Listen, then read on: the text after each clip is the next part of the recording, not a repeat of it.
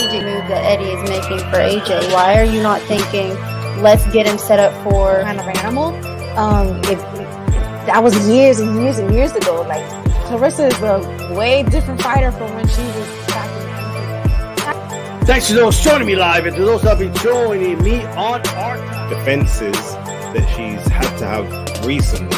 You know, she's pulled people. All right, what's going on, everybody? Welcome to another edition of the Roundtable about tribalism.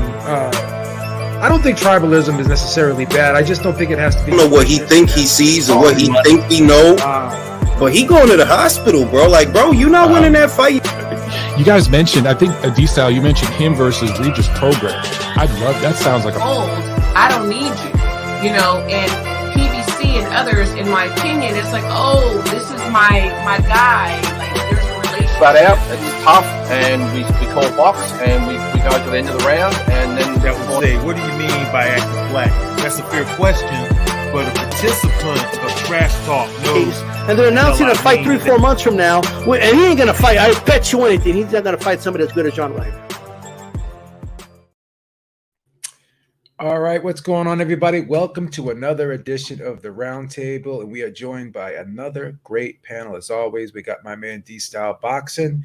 We got my man from across the pond, UK's finest, Base the Kid. And we got my brother, Lukey Boxing. And we also got a new face of boxing, Tank Davis, baby. Had a great weekend this past Saturday. And can I say, man, I'm happy. I'm happy with the result. I'm happy that a lot of people were interested in this fight. Everyone's got mixed feelings, mixed emotions about this. Did Ryan quit? Are people jumping the gun with anointing Tank as the next face of boxing? Now, obviously, Canelo, I would say, I'm just being a little facetious earlier, but I think Canelo has the more proven track record, in my opinion, of any fighter right now. You can argue it, but I still think there's a ways to go for Tank, but he did take a step in the right direction. So now that this fight's in the books, got to ask, what do you guys think of the fight? Are you happy that you bought it, Base? I know you didn't buy it, but you already said you wouldn't have bought it off air, so that question's irrelevant to you. But what did you guys think of the fight overall? And do you think Ryan quit? And were you disappointed in the way it ended? Start with your Base. Okay, so the fight overall was underwhelming. There wasn't any real drama in it. Not that there needs to be. Tank Davis clearly showed his superiority over Ryan Garcia. He showed that whether he is an actual elite fighter or not, it's jury's out on that, just based on we have to see him in against like the other what we call elite fighters. But he showed that he was at least 2 levels above Ryan Garcia, if not 3, maybe even 4. So it was literally just like almost like a seasoned vet against a ranked prospect. That's what it looked like in there. Ryan started off well, but then inexplicably said that he got bored and wanted to kick up the action against someone that's a known counter puncher that reads your patterns, and then proceeded to do the same pattern over and over again in numerous rounds and just get picked apart. So yeah, no, the fight wasn't a good fight to watch. The event wasn't a good fight to watch. For everything else, I mean, look, the right person won. I'm not going to act like I didn't think that there was something in the air which told me that Ryan had to win this fight. I thought he's been calling for this guy for over 3 years. There had to be a reason why you've called for this guy for that long. You must know something we don't. And I was spectacularly wrong, but that's fine. Otherwise, yeah, it was what it was.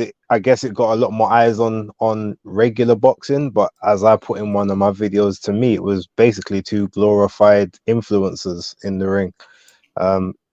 Unless it leads to something, then it's not really that significant. That's kind of how I see it. So let me just ask you this, based off of what you saw on Saturday, do you think that Tank would beat Haney? I personally don't. The reason I say that, right, and obviously I understand that anything can happen, and Tank has a lot of the necessary flaws necessary games, sorry, to be able to beat Haney or anyone else in the division. Like, these things are possible, but Tank needs someone that's going to be in front of him and create openings. Tank's a counter puncher. He's not a pressure fighter. He doesn't press the action. He likes to counter. He likes to basically make you make mistakes and, you know, basically make you pay for those mistakes.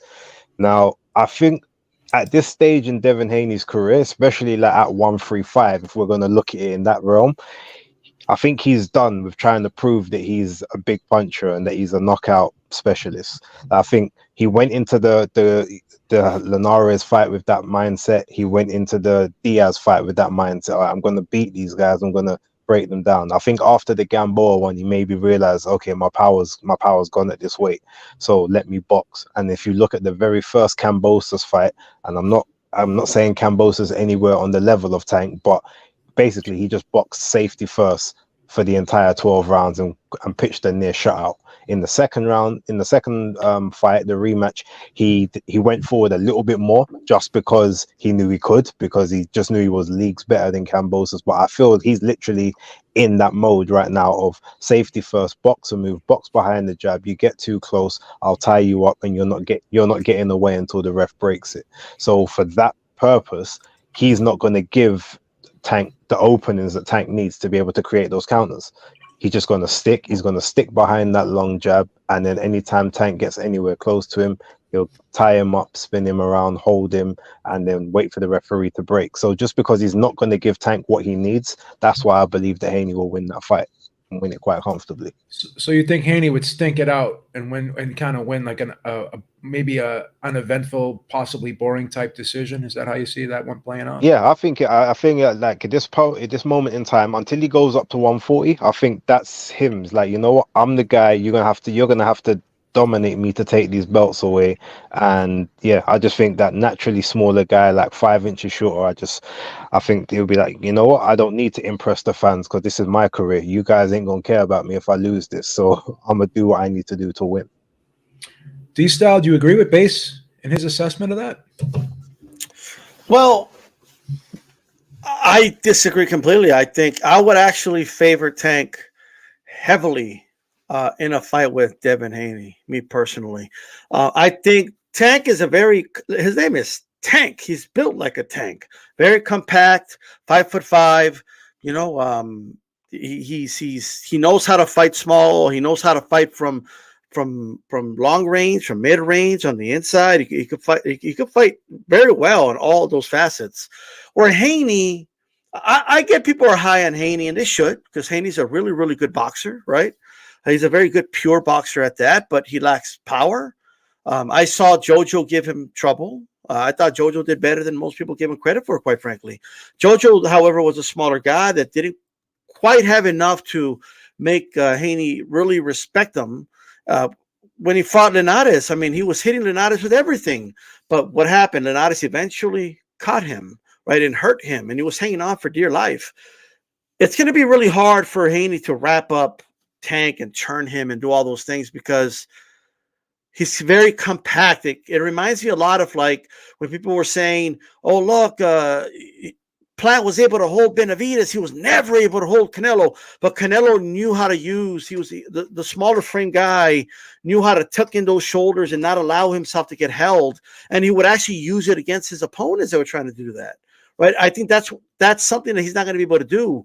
That little move that Haney does where he ducks low and he's below the waist, good luck with that one, because you're going to get lit up with an uppercut from Tank if you do that. Right? So he can't do that either. I think Tank will light up that long torso of his. And then on top of that, an X factor. I'm not depending on this, but something to think about. Can Haney make the 135-pound weight, comfortably? After, let's say he gets through the Lomachenko fight, and then a couple months later he does get the fight, assuming it's this year, right? Later in the year, how comfortable is he going to be at 135? That's another factor we got to think about. Not only do I think Tank would win, I think Tank would knock him out. I think eventually Tank would catch him. When I watch the Campos fight, it's like Campos is like, in that whole fight, he's like just that half second behind Haney that whole fight and can't quite catch him. And that little half a second made Haney just pull out every round after round, right? Well, in this fight, I think Tank is faster than Campos overall. I think he's a smarter fighter than Campos. We all know he hits a lot harder than Campos. All right. And while I think Haney's faster than Tank, he's not that much faster than Tank. Haney's not going to enjoy what he's used to in terms of speed, right? Of a speed advantage. So, like he does in most fights. But I would favor Tank in that fight. Were you overall happy with this event? Do you feel as though you got your money's worth? Did you have any buyer's remorse? Yeah, I have a couple of things I want to say about this event, right? The event, I was not. I think it was good to see, I was going to say Steve Austin, but Kid Austin. It was good to see Kid Austin. I think the kid is great. They put him very early in the card, but he wants to take on the world, but I think Golden Boy's actually moving up pretty well. I still think Golden Boy, Top Rank are the places to go in the U.S. anyway if you're a prospect. I think that they have the talent for you, that especially Top Rank actually, but they have a nice little farm system for you. They'll get you opponents. They'll keep you busy. And in Kid Austin's case, they're doing a good job. But other than that, whether he should have been on the pay-per-view is another story, but I just wasn't impressed with the undercard. But when am I impressed with the undercard? And boxing is known for giving us crappy undercards, at least stateside, right? I can't speak for the rest of the world that much, but I was happy with the fight for what it was. I wasn't happy with his own, but that's a different story, all right? I ended up watching it on Showtime, but I was happy with the result because the result is I have a very is what it is attitude when it comes to fights, right? The fight's going to be what it is. And Tank took care of business and I think studied Ryan very well. He basically told everybody what Ryan was going to do, and he told Ryan to his face, "You're gonna try to hit me with a hook. I'm going to time you, and I'm going to counter you, and I'm going to knock you out." That's exactly what he did. So I don't really have buyer's remorse in that sense, not because of the event. But I want to say this, and I think this needs to be said. I'm happy that the event did good. I'm not disappointed at all. I think I don't understand this whole comparison to Canelo, and I'll tell you why. They're not even in the same division. Like they're never going to fight each other. Just like Canelo's never going to fight Fury. So people start debating, and they have these. It's one thing to state your opinion. That's fine. I have an opinion. I still think Canelo's a face, but it really doesn't matter because now the little guys at lightweight, or the guys at 130, the guys at 140, now they have a cash cow that they could fight. Now they have an opportunity to make these mega paydays that they wouldn't otherwise have because there's no Canelo in that weight class. Now we have another name, right? There's a new sheriff in town. Well, we don't have like one sheriff in every county, right? We have sheriffs in different counties. We have different weight classes, right? We have different world champions in different weight classes. So I want to see a cash cow at heavyweight.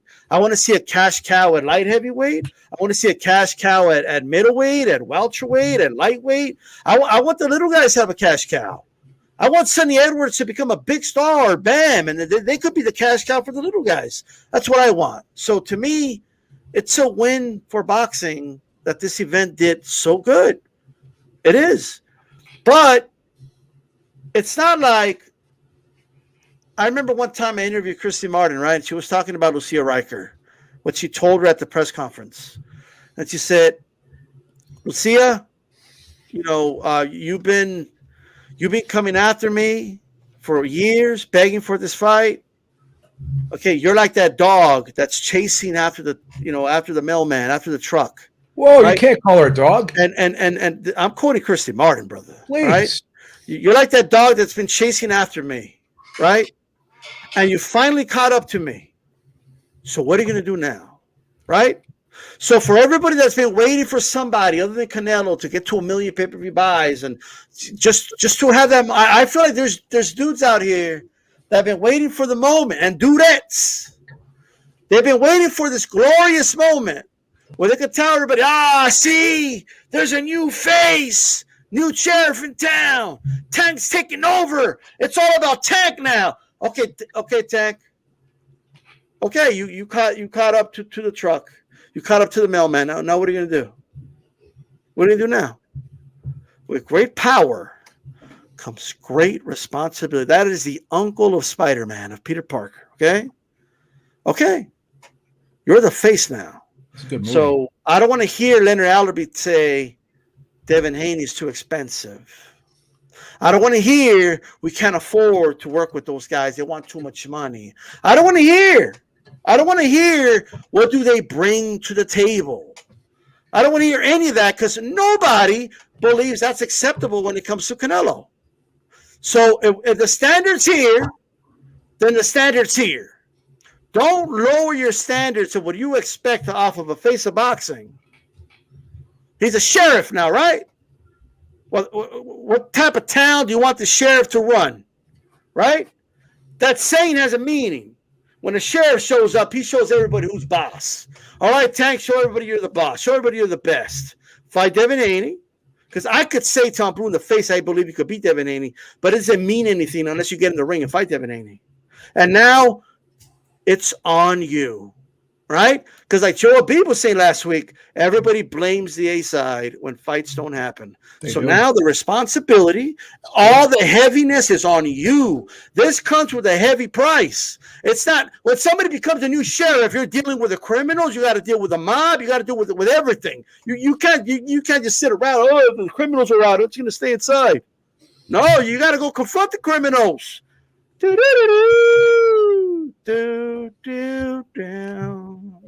got to confront that shit. So this is what I want from Tank.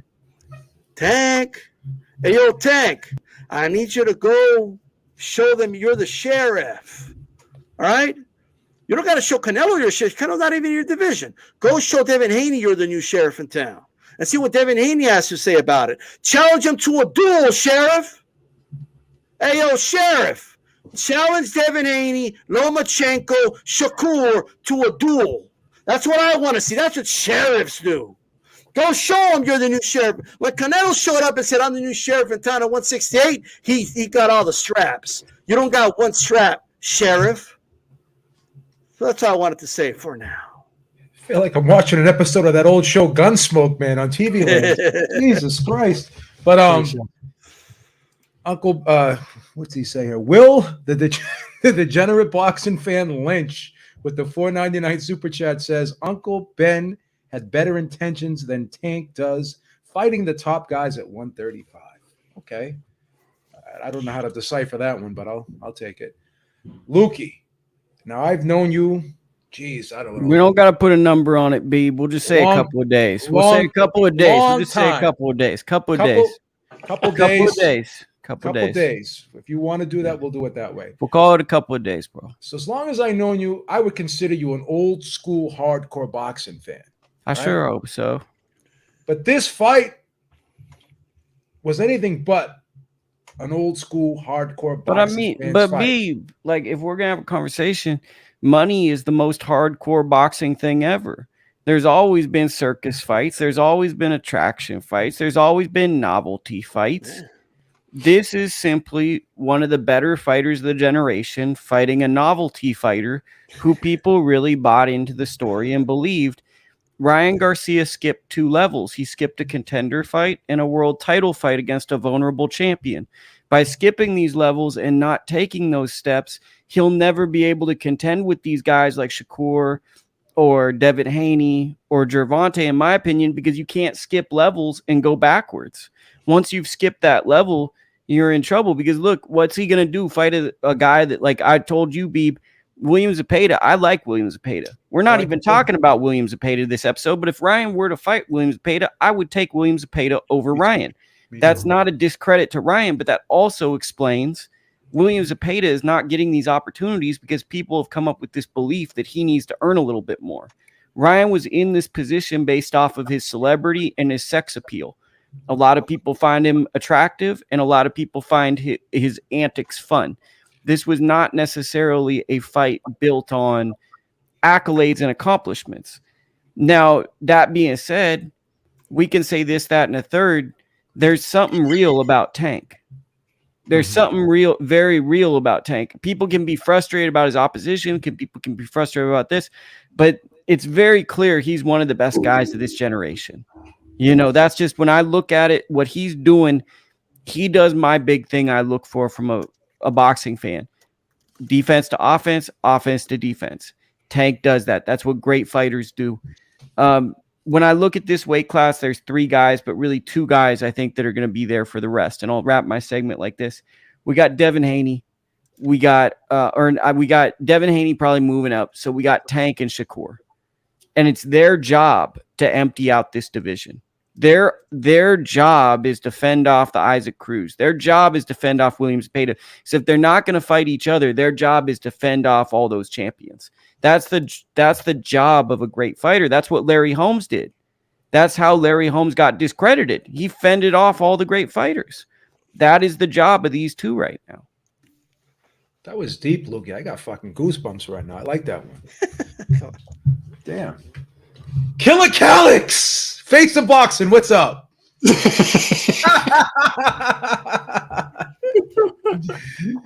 Except for Fury, he's right behind Fury. But go ahead. Right behind Fury. So is the discussion? What's the discussion? Well, let me kind of empty this out for you a little bit. Unpack it, as they say. We're just talking about the post-fight thoughts. What was your take on the whole event? Did Ryan quit? What do you think's next for both guys? You know, the whole aftermath of this event. What did you take away from that? Well, we'll start with the Ryan quit.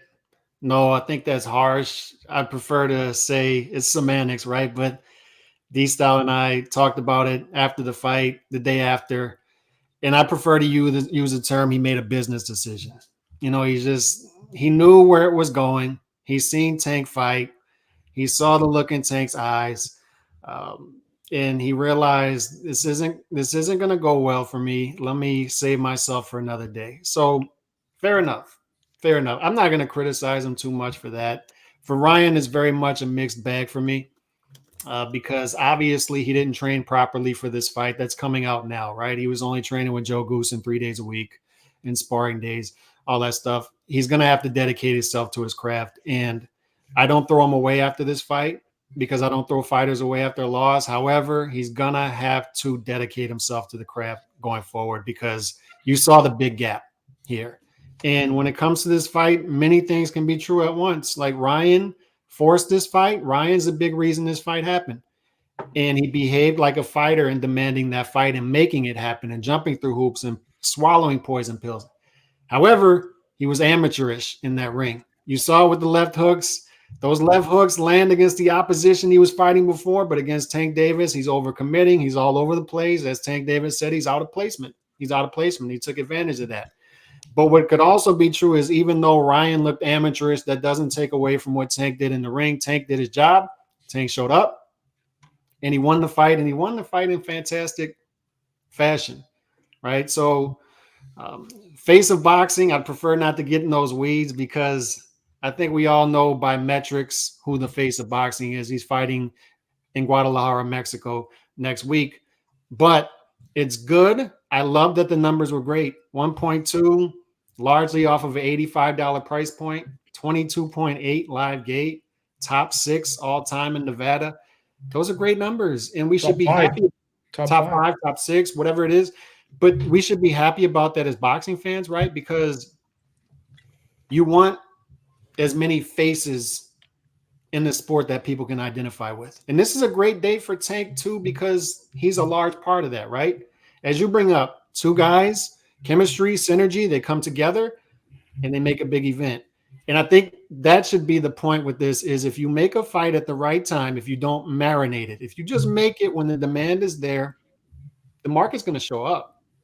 The market's simply going to show up. So I know traditionalists are rubbed the wrong way maybe, and they're not as happy about it. And I consider myself a traditionalist. So what I would tell to my peers is this is the exception to the rule. It's not the rule. You're not going to have guys with flimsy resumes at best build up the social media following in the same weight class, around the same weight class, and come together at the right time. It's just not going to happen. They're not going to be able to emulate that with other fighters. So that's the good news. And the other good news is just be happy that guys outside of Canelo can draw that type of numbers, those type of numbers in America, because that's what we've been looking for, right? We want American stars. That's what we want. Like Tank Could be a Jared Anderson in the future. It could be a Shakur Stevenson. It could possibly be a Devin Haney. Just simply set up the fights. Let these guys fight each other, and you're accidentally going to build stars. It's going to happen. So good for Tank, good for Ryan. It happened. Face of boxing. I don't really want to get into that because we've been there, done that. But it's good to have other guys that can sell. Yeah. Do you think he'll get some momentum off of this fight, though? Do you think he'll get some type of trickle-down effect from this fight? Obviously, he's going to have to fight good guys. He can't go back. He can't consistently go back to the Raleighs and the Cruzes. Not that Cruz is a bad fighter. But do you think, because I have to say this, people were watching this fight that normally don't watch boxing. Like my brother's like, this guy's a monster, right? He knows who this guy is now. He didn't know who he was before this fight. People at work, people at the gym, people deliver me the Uber Eats. They knew about this fight, right? And is there going to be some type of trickle-down effect because of that? Because people are saying, okay, well, if he goes back to fighting those guys again, he's gonna go right back down to the 200,000 pay-per-view buys again. See, I disagree with that. I mean, obviously he's not going to hit this number, but I think his base will increase a little bit, in my opinion. I don't know what your thoughts are on that. Are you asking me? I'm asking you because we're So there are multiple ways to go with this. Is everybody needs a strong B-side to introduce them to the market or to do the big pay-per-view numbers initially, right? It's like Canelo was introduced to the big market by Mayweather by De La Hoya, Pacquiao by De La Hoya, Tito by Oscar. It just happens. It's a natural process of it. So these two guys together ended up putting up big numbers. I don't see the guy out there that you can put up those numbers with, right? In order to sustain this to some sort of level, I'm not saying he has to do 1 million per fight, and I don't expect that. But in order to do the 600 to 700,000, he's going to have to fight the fights, Beep. Yeah, that's yes, fair. you're right. Like that ceiling might come up, right? Or that basement might come up from 200,000 to, if he does fight Isak and Raleigh again, 300 to 400,000. That might be there. But eventually the market is going to get bored with that. And this is the frustrating part. And Bass and I had this conversation on Twitter right after the fight. He's like, he's still got to fight the fights. It's like, Calix, reel it in a little bit because you're being a little too high on what Tank did against Ryan. We still got to see the fight. So you can only trick the market for so long. And here's the problem with Tank is you watch him fight, a high IQ, great defense, incredible punching power, special, and the punch placement is there. So it's all there. And he's exciting at the same time. So everything is there. The only thing that is not there is what? He's not fighting the fight still. Like, you got to springboard off of this fight and be, how do we predict the future? We predict the future off of the past. That's what happens with everything. So, Calix, think about this too. No one's brought up that he might get sentenced for whatever's going on. That was like noticeably out of this fight week. Mm-hmm. You know what I mean? Well, there is that. But Lukey, let's just pretend for a second he gets 6 months, a year probation. We'll say 5 months, and it's like a 1 month, and he has a ton of crazy cool videos, and it like just makes him a bigger star, and it's the Beanie Siegel treatment. Right. So Beanie Siegel, baby. So you remember when he got arrested, and that was it raised his profile. It's like that was like his PR campaign. But listen, let's assume it's that. Let's just assume a month probation. So what are two things? Look at Tank Davis's resume. Anybody in the chat can go to BoxRec. Look at his resume. What are two things that fly off of the page at you? There are two things. Number one is, for the level of guy he is, it's pedestrian, right? It's an average resume. It's not bad, but it's not what we'd expect for his level. So that's number one. But what's the second thing? Like, if you look at his opposition, look at the guys in that column, the opposition. What do they all have in common, with the exception of maybe 2-3 guys? There's one thing they all have in common. And it has something to do with the last name. I'll just give you a hint. He strictly fights Hispanic fighters. I've never seen it to this extent. And the only reason I bring it up is we're trying to predict the future and who he'll fight next, right? Is Teofimo Lopez. Yeah. I've got to, if I'm Please Devin say Haney's William management- Zepeda. Please say William Zepeda. I want my guy Zepeda to get a fight, bro. No, he's but if fighting. I'm He's Devin fighting Haney's somewhere in management- Texas. And no one's talking, bro. No one's talking about him. He's just fighting. No, the convention center. But Lukey, if I'm Shakur Stevenson, more than ever, I play to the Puerto Rican angle. If I'm Devin Haney's manager, I'm telling you, look, just identify as Cuban. You know, you fight a Cuban style. Just you got to do what you got to do to get the Tank fight, and it's not being you. I'm serious. Like I can pull it up. The names on his resume. Someone's going to clip this. Someone's going to clip this and soundbite it. It's Garcia. Yeah, this Romero, is not going to end well, bro. Yeah, I don't like this racial angle. No. But I'm going somewhere. There's a reason for this. It's Teofimo already got in trouble, Calix. I mean, Barrios, Cruz, Gamboa, Nunez, Ruiz, Queller, Fonseca, Pedraza, Macias. Besides, I'm just waiting for him to say you could keep the Latino fighter. I'm just waiting for that line. You know what I mean? And besides Liam Walsh, he strictly fights Hispanic fighters. So when we're predicting the future, I threw out optimism on YouTube yesterday. I threw out optimism on Twitter just to see what I would get back. And because I would love to see Tank make this 180. I want to touch on something really quick before I lose this. Really quick. Mm-hmm. Ryan Garcia, did he quit? Look, if you want to say he quit, people could say he quit. People could say whatever they want to say, right? And I've actually seen fighters are being the most harsh, which is fair, right? It's part of the game. Mm-hmm. But I will say this.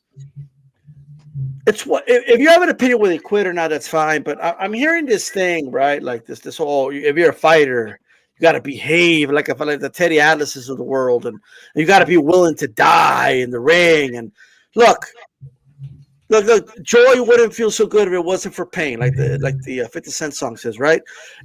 Like guys that don't quit and go for it wouldn't be special if every fighter did it, right? Like there has to be fighters that have a lesser threshold for pain than other fighters. Just the way it is, and they all have it, by the way. The great Muhammad Ali was ready for them to cut off the fucking gloves after the 14th round in Thrilla, Manila against Joe Frazier. He reached his threshold. It's just that they stopped the fight before they were able to announce it to the ref, right? Like that's just the way that's boxing. And sure, you could argue Ryan's threshold just isn't quite up there with these other guys. Fair enough. It's not up there with Margarito. It's not up there with Wilder. It's not up there with a lot of these guys that are willing to die in the ring. There's some that are willing to go further than that. That's fine. But this whole you got to be willing to die. What? Why? So you don't get criticized on Twitter? So social media doesn't get on you because you quit for that? Because let me tell you something. Like, let's say hypothetically he would have gotten up, he would have kept fighting, and he's not gonna quit. He's gonna take a beating, and then let's say like he does what you guys say he should do. Oh, he should be willing to die. Then he dies, right? When his daughter's older, she's gonna get married. What are you gonna tell her? Oh, your father was a warrior. I know you wish he was here, but you know what?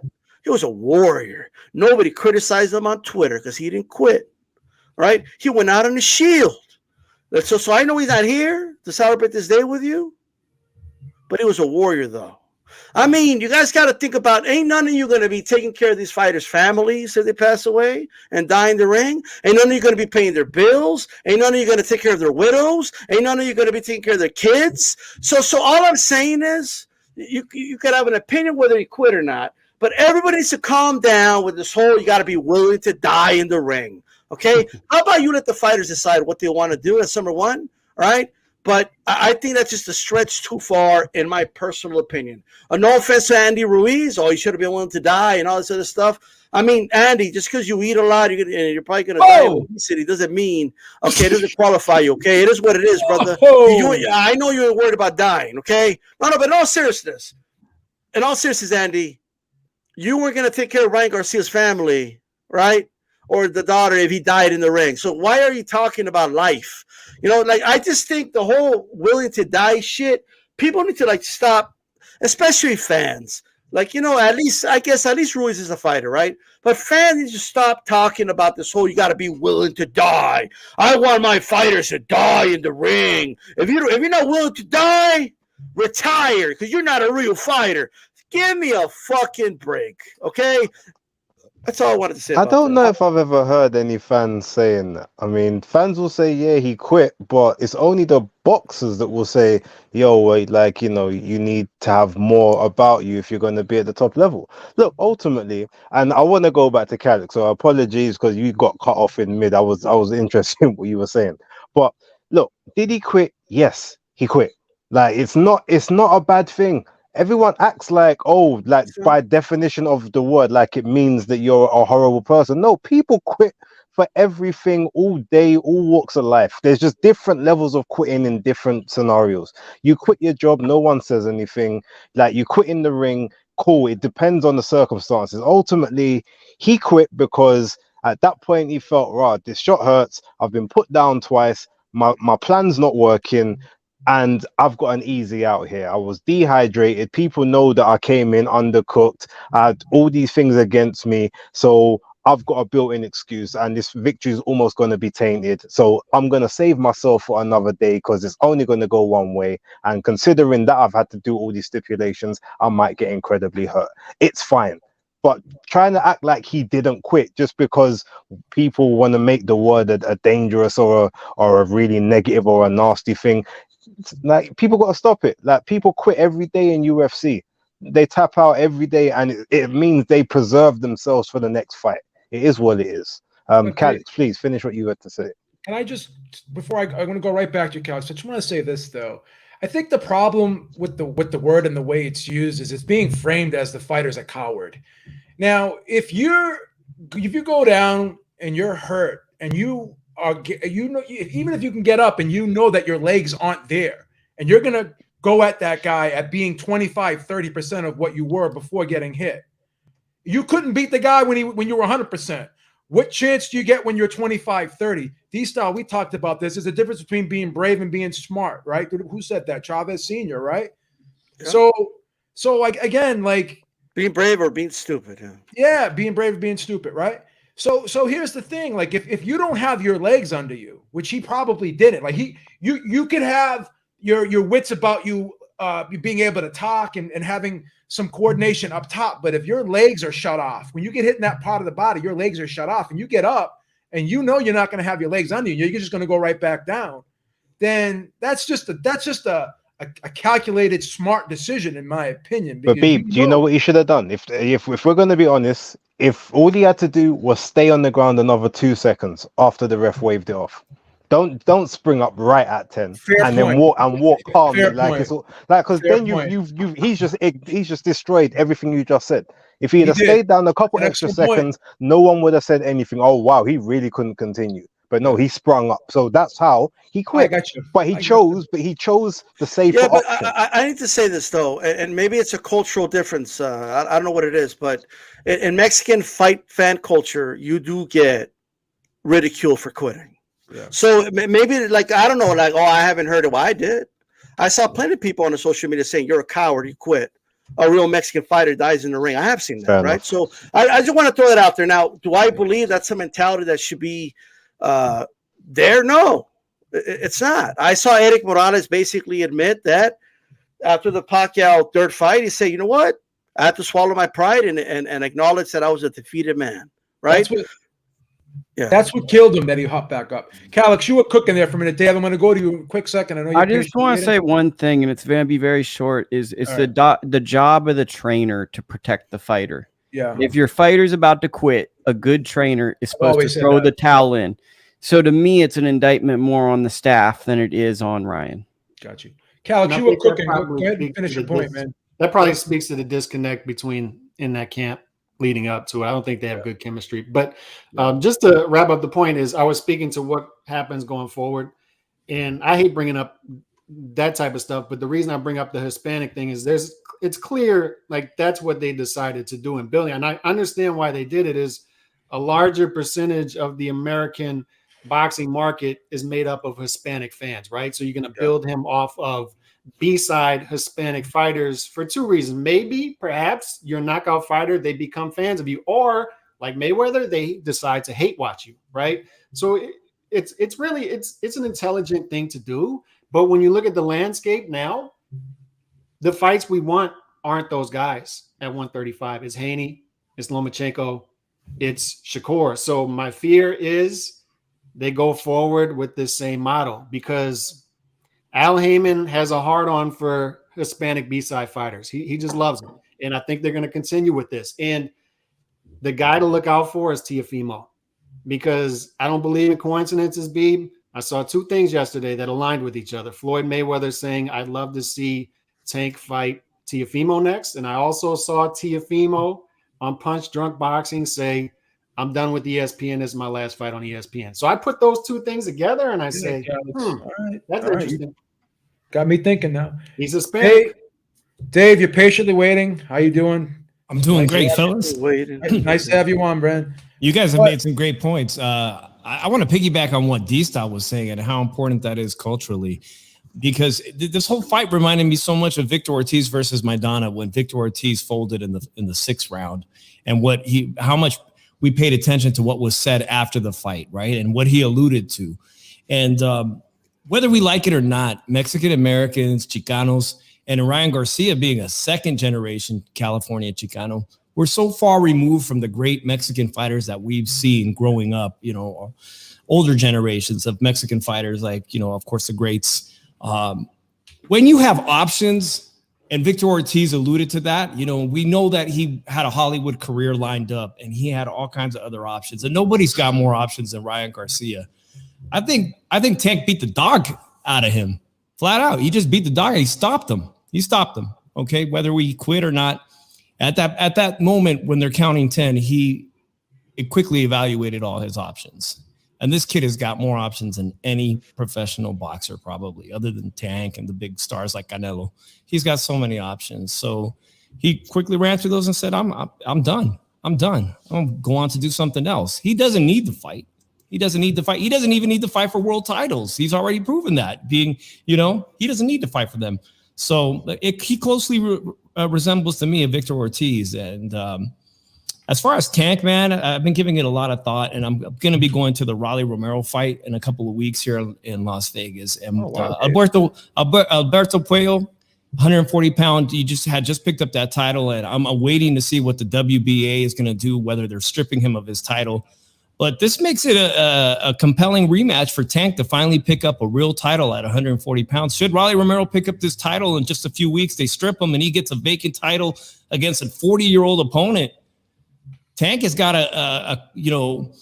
he's got a good point to sell to come up to 140 again and win a real title and strip Rolly Romero of this 140-pound title that I think Rolly Romero is going to pick up. I think we're going to hear an announcement from the WBA very soon that this will be a title fight, and they're stripping Alberto Puello for PEDs.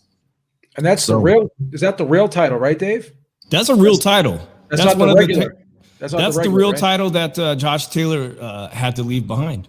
So that does play into this whole subject matter. I understand what Calix is saying. Mexicans, Latinos, Hispanics, whatever you want to call them, and African Americans, we're the biggest consumers of boxing and pay-per-views, and we have been. So when you put together a super fight between what they sold us on as Ryan Garcia being the top Latino fighter, even though everyone who closely watches boxing knows that's a joke, and then the hottest African American fighter, of course it's going to sell. Of course it was going to sell. I never doubted it was going to break 1 million. I never doubted it would break 1 million. But again, hey, this only happens every so often when you bring the combination, the marriage of the synergy of the right two opponents. This was like peanut butter and jelly. Exactly. Thank you, guys. Went together perfect. Okay. So let's move on to another fight card that we had earlier in the day, which was between Joe Cordina and Rakhimov.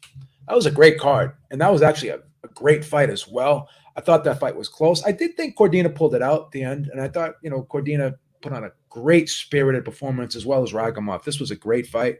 We may not get a rematch anytime soon, but it's unfortunate that we won't, because this is just a great fight. I think these two guys could fight 10 times, and it's just going to be a great matchup.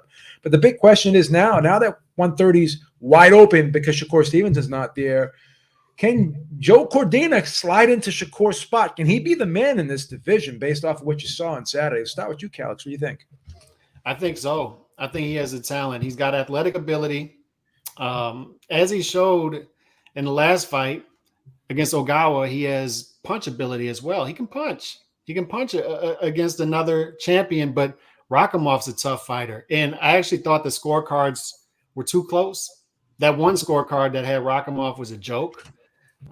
I thought Cordina had a great performance, and I had like an 8-4 type of fight. And once again, Cordina just shows he's got a dog in him. Like, he's an athletic fighter. He has levels. He has athleticism. This is a guy who can do many things in the ring. And on top of that, what I was most impressed with the Rakhimov fight is he can take a punch. Rakhimov was third, fourth round. He was taking him to a place where I was like, whoa, okay, wait a second. My pick for Cordina decision may not play out. I don't know if this can go the distance. And then he sways it. He swings it. And he doesn't do it by running. He doesn't do it by using a bunch of movement. He just fights out of it.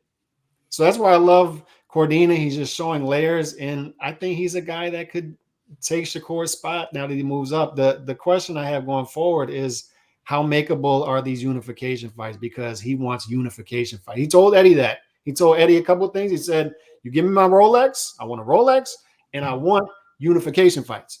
And I don't know if he's getting unification fights when Hector Luis Garcia's got a belt and O'Shaquie Foster has a belt.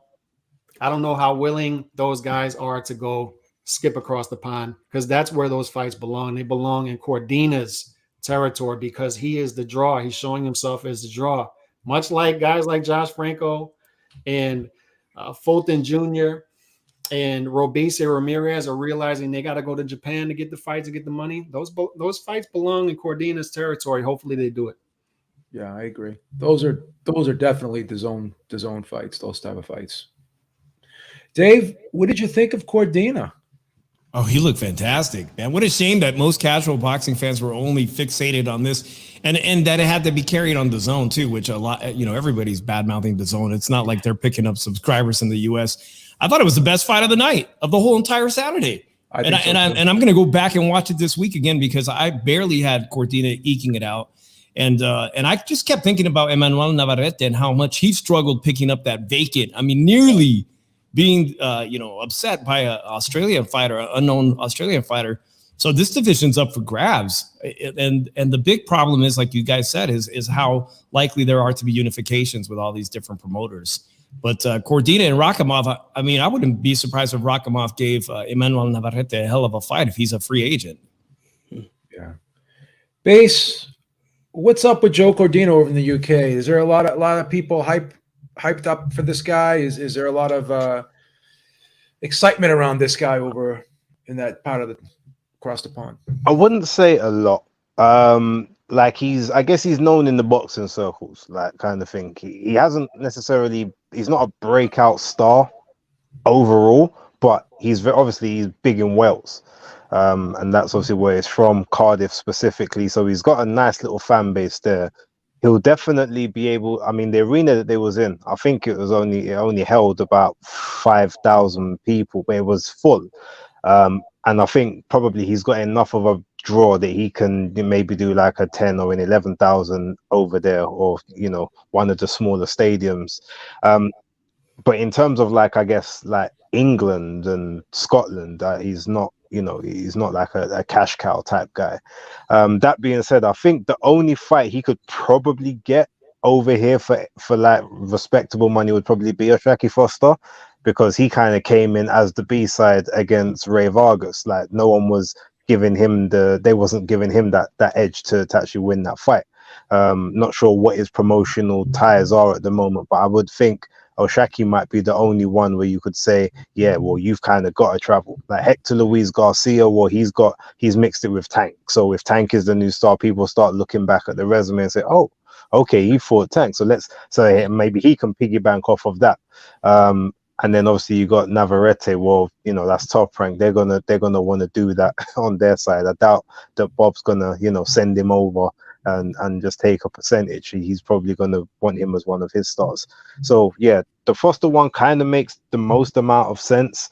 I reckon if PBC, maybe they're not looking at him as like one of the guys that they're going to build up, then they might just sort of like take that fee and let him come over. But then they might also want him to do a unification on their side and have that as another pay-per-view that they can eke some money out of on Showtime before they go bust. So I'm not sure. But in terms of the fight, brilliant fight. Amazing. It was the fight of the night. It's definitely a fight of the year contender. I just like Alex said, I predicted it on points. That's how I expected. Rakhimov is extremely tough. And there are a lot of rounds there where realistically you should say that Cordina won them, or he should have won them, but he was just getting outworked, especially in the last half of the fight. It wasn't a huge amount of, you won't say it was all effective, but there was enough getting through. So it's like, well, if all of it's still getting through, and yeah, you might be landing some cleaner shots in there, but ultimately you're still getting outlanded, you're getting outworked, you're tiring, and now having to almost survive a bit more. It's some of those rounds were a bit nip and tuck. So I can see an argument for potentially Rakhimov maybe getting 7 rounds in there and having like a 114, 113. But ultimately, I haven't got any issues with, the scorecards that were for Cordina. The 6-6 to me was fair. You minus the 1 point for the knockdown, so the 114, 113 card that way. And obviously 115, 112, fine. Obviously 116, 111 the other way, yeah, that's horrible. In no way he got 9 rounds, but you could maybe give him 7 at a push, in my opinion. But yeah, great fight. It's a shame they won't do it again because Eddie Hearn don't want to risk that. It was a tough fight. That was a tough fight. Tough style matchup too. Lukey, what do you think of Joe Cordina? He's good Olympian, good battle-tested guy. Shouldn't have ever been stripped of his title. That was atrocious that the IBF continues to do awful things, one of which they always take American fighters out of their rankings and then put random human beings that we've never heard of as the number 1 contender. If you're asking me like what this division is going to look like, because everyone else has done analysis of the fight's good fight. If you haven't seen it, go and watch it. It's on YouTube. You don't really need to hear me talk about it. Joe Cordina is good. I think Hector Luis Garcia is probably going to fight Leo Santa Cruz if he decides to come back, because that's a famous guy fight. You got 2 famous guys. They fight each other. They're famous. You got Valdez and Navarrete, barring something weird. You match them up. To me, if you're asking me who's the gold standard right now, I think it's my guy, O'Shaquie Foster. I think Shock is the best fighter in this division. I think Bobby Benton's possibly the best coach in boxing. And just because they're not screaming out Bobby Benton's name, they're not trying to promote the image of being the best coach, we shouldn't punish those people. And I think Shock probably beats Cordina pretty handily if he's focused. I think that's a levels fight. I think Cordina's a very good fighter, but I don't think that he's as good as O'Shaquie Foster. Gotcha. So do you think that fight can get done, or do you think that's... I talked to Shock this week, and he's pretty confident they're going to get it done. He's got some issue he couldn't explain to me about his promoter. So within a week or two, like I assume because he was with Pro Bellum, there's going to be some form of resolution. And he basically said there's a week or two, and then he's very confident that he can get something set, and he's aiming for this fight or Hector Luis Garcia. He's going to be a free agent. So yeah. Okay.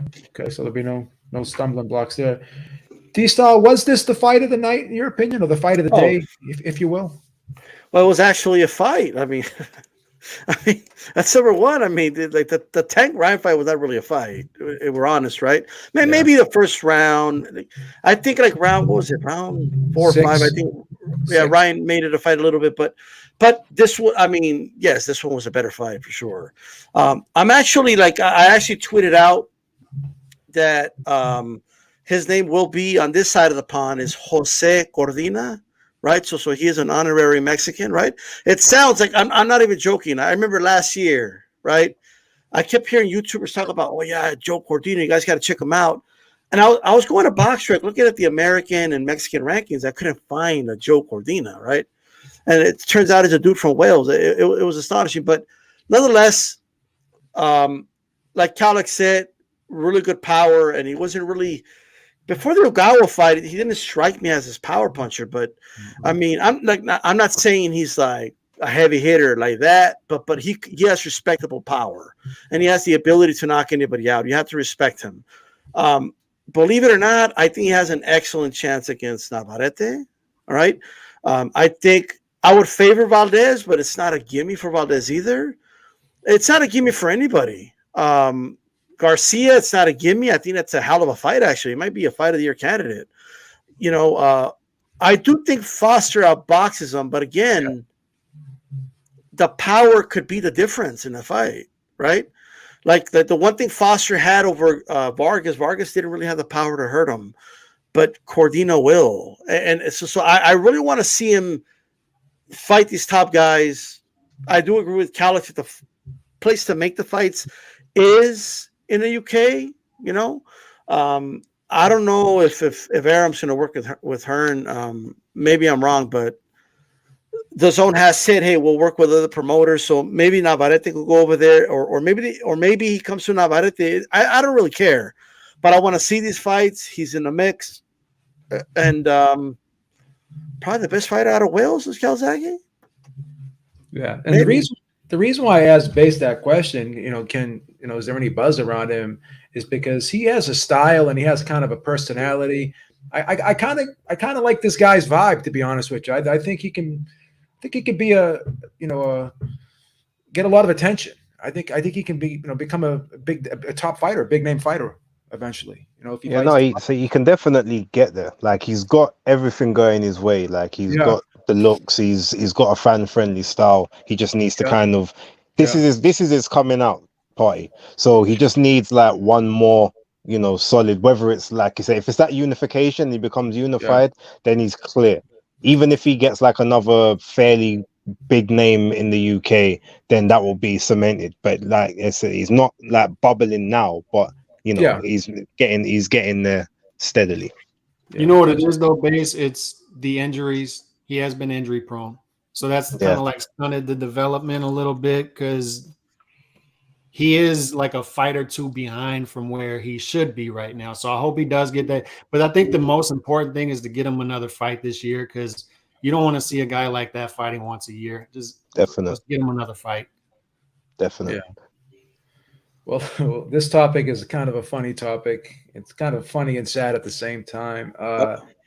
In an interview with Punch Drunk Boxing, Teofimo Lopez, the hits just keep coming with this guy. He's claiming the fight with Josh Taylor is his last fight. And at the end of the interview, Lopez makes this bizarre racial comment directed at Top Rank. And he's saying, well, they can keep their black fighters. And I'm like, where did that come from? Because obviously he's had some issues with the commentary of Tim Bradley and Andre Ward. He seems to think that wasn't a knockdown against Sandor Martin. It was a slip. I mean, I thought it was a knockdown myself. Obviously, this guy's spiraling out of control. What's going on with Teofimo? Is he unraveling? Is he busting open at the seams here? Big question is, will he be ready for Taylor? We'll go with you, Base. This guy just is – he's out of control.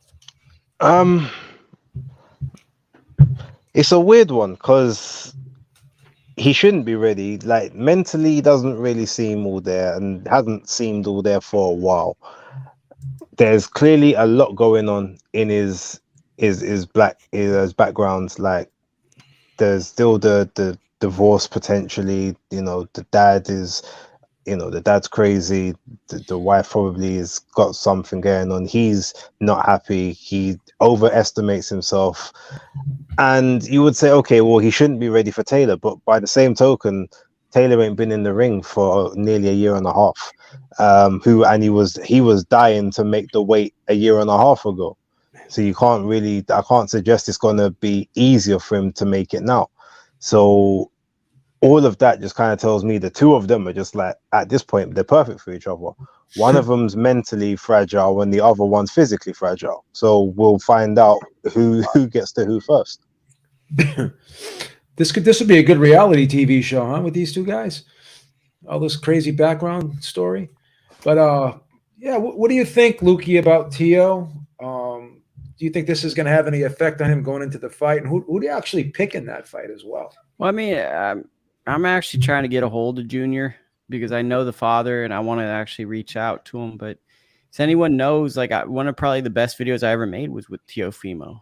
And after the Lomachenko fight, I always thought that I never doubted that he'd win the Lomachenko fight. And I'm going to give you a rambling answer, but it's going to be a sincere answer. I never doubted that he'd beat Lomachenko, but I always doubted the pressures that would come at him after. because it's like what came with that was you're the modern Roberto Duran. What came with that was the Triller. What came with that is all the people around him. What came with that is the money, the endorsements. And we're dealing with a very young person that wanted so badly to be a star. He did good at chasing. He didn't do good at staying at that place. It's kind of, if we look at the guys Teofimo's career resembled in a weird way, it's like Conor McGregor. Conor McGregor could never stay at the top. He had to challenge a new king. He could never be like, I'm the man, let me stay on this throne.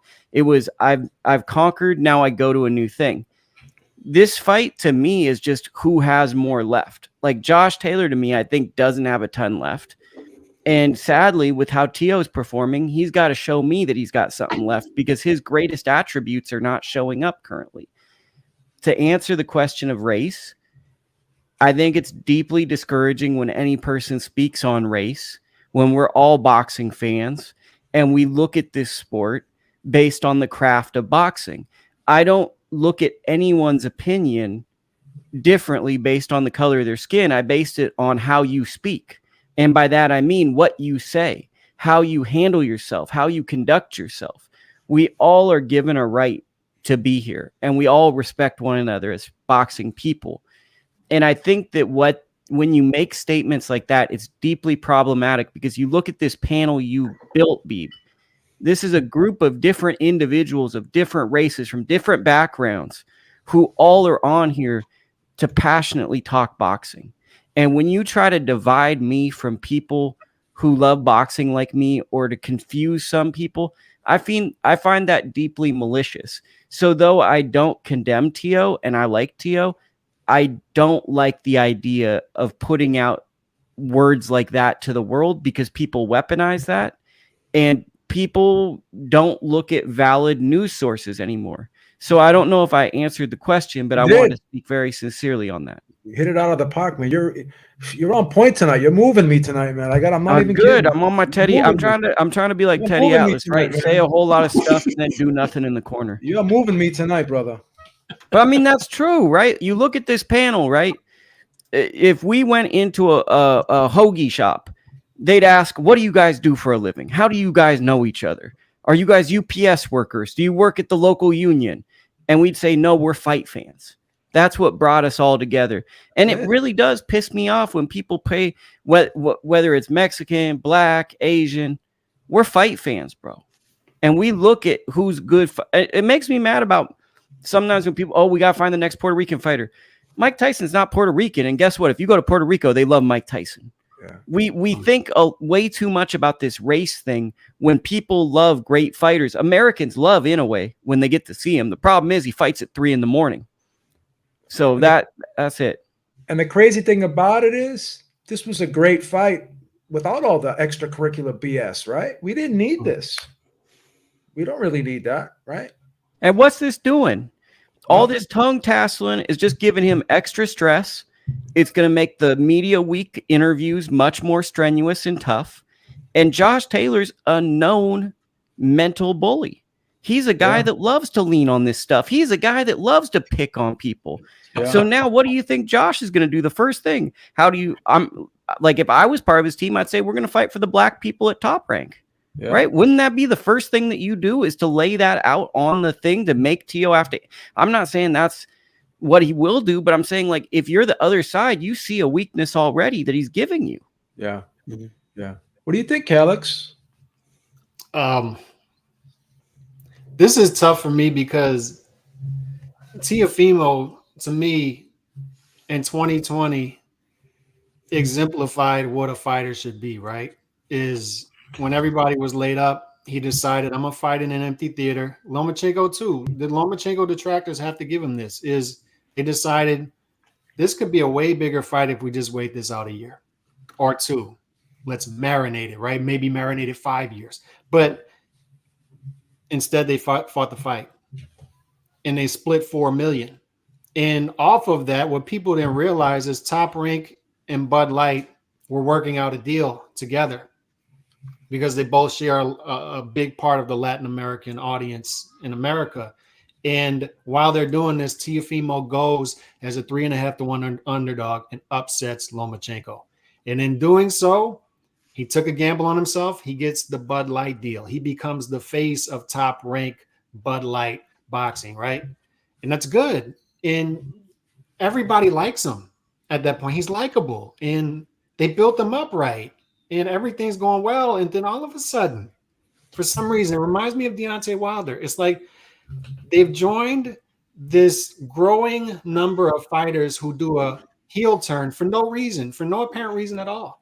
Because Teofimo didn't have people hating him and coming after him like that. They didn't. He was a likable, marketable guy getting deals and growing his audience. And then all of a sudden, it's this, I think it's real. Like, I think generational curses are real and they're hard to get away from. I think there's some sort of self-sabotage there is what I'm seeing.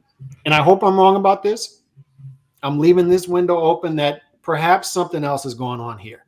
Perhaps when Lukey says, what's in it to promote this fight this way, maybe perhaps he's promoting the fight after this. Perhaps he believes in himself that he'll beat Josh Taylor, and he's using the race angle to start to build a possible fight with Tank. I'm leaving ESPN. That's the other thing he said. I'm leaving ESPN next. This is my last fight with ESPN. He starts to use a race angle. Despite what we say about divisiveness, it's divisive. How are a lot of fights sold, Beeb, in boxing? Controversy. About boxing. This is what I love about boxing is it's politically incorrect, and we need to keep it that way. Yeah. We shouldn't get bent out of shape about stuff. Is a lot of big fights are built this way. Tank versus Ryan was built that way. Cotto Margarito built that way. Mayweather Canelo, Oscar Tito. A lot of these fights are built that way, and perhaps he's looking at something forward. But if you're asking me, 95%, I think it's just he's spinning out of control.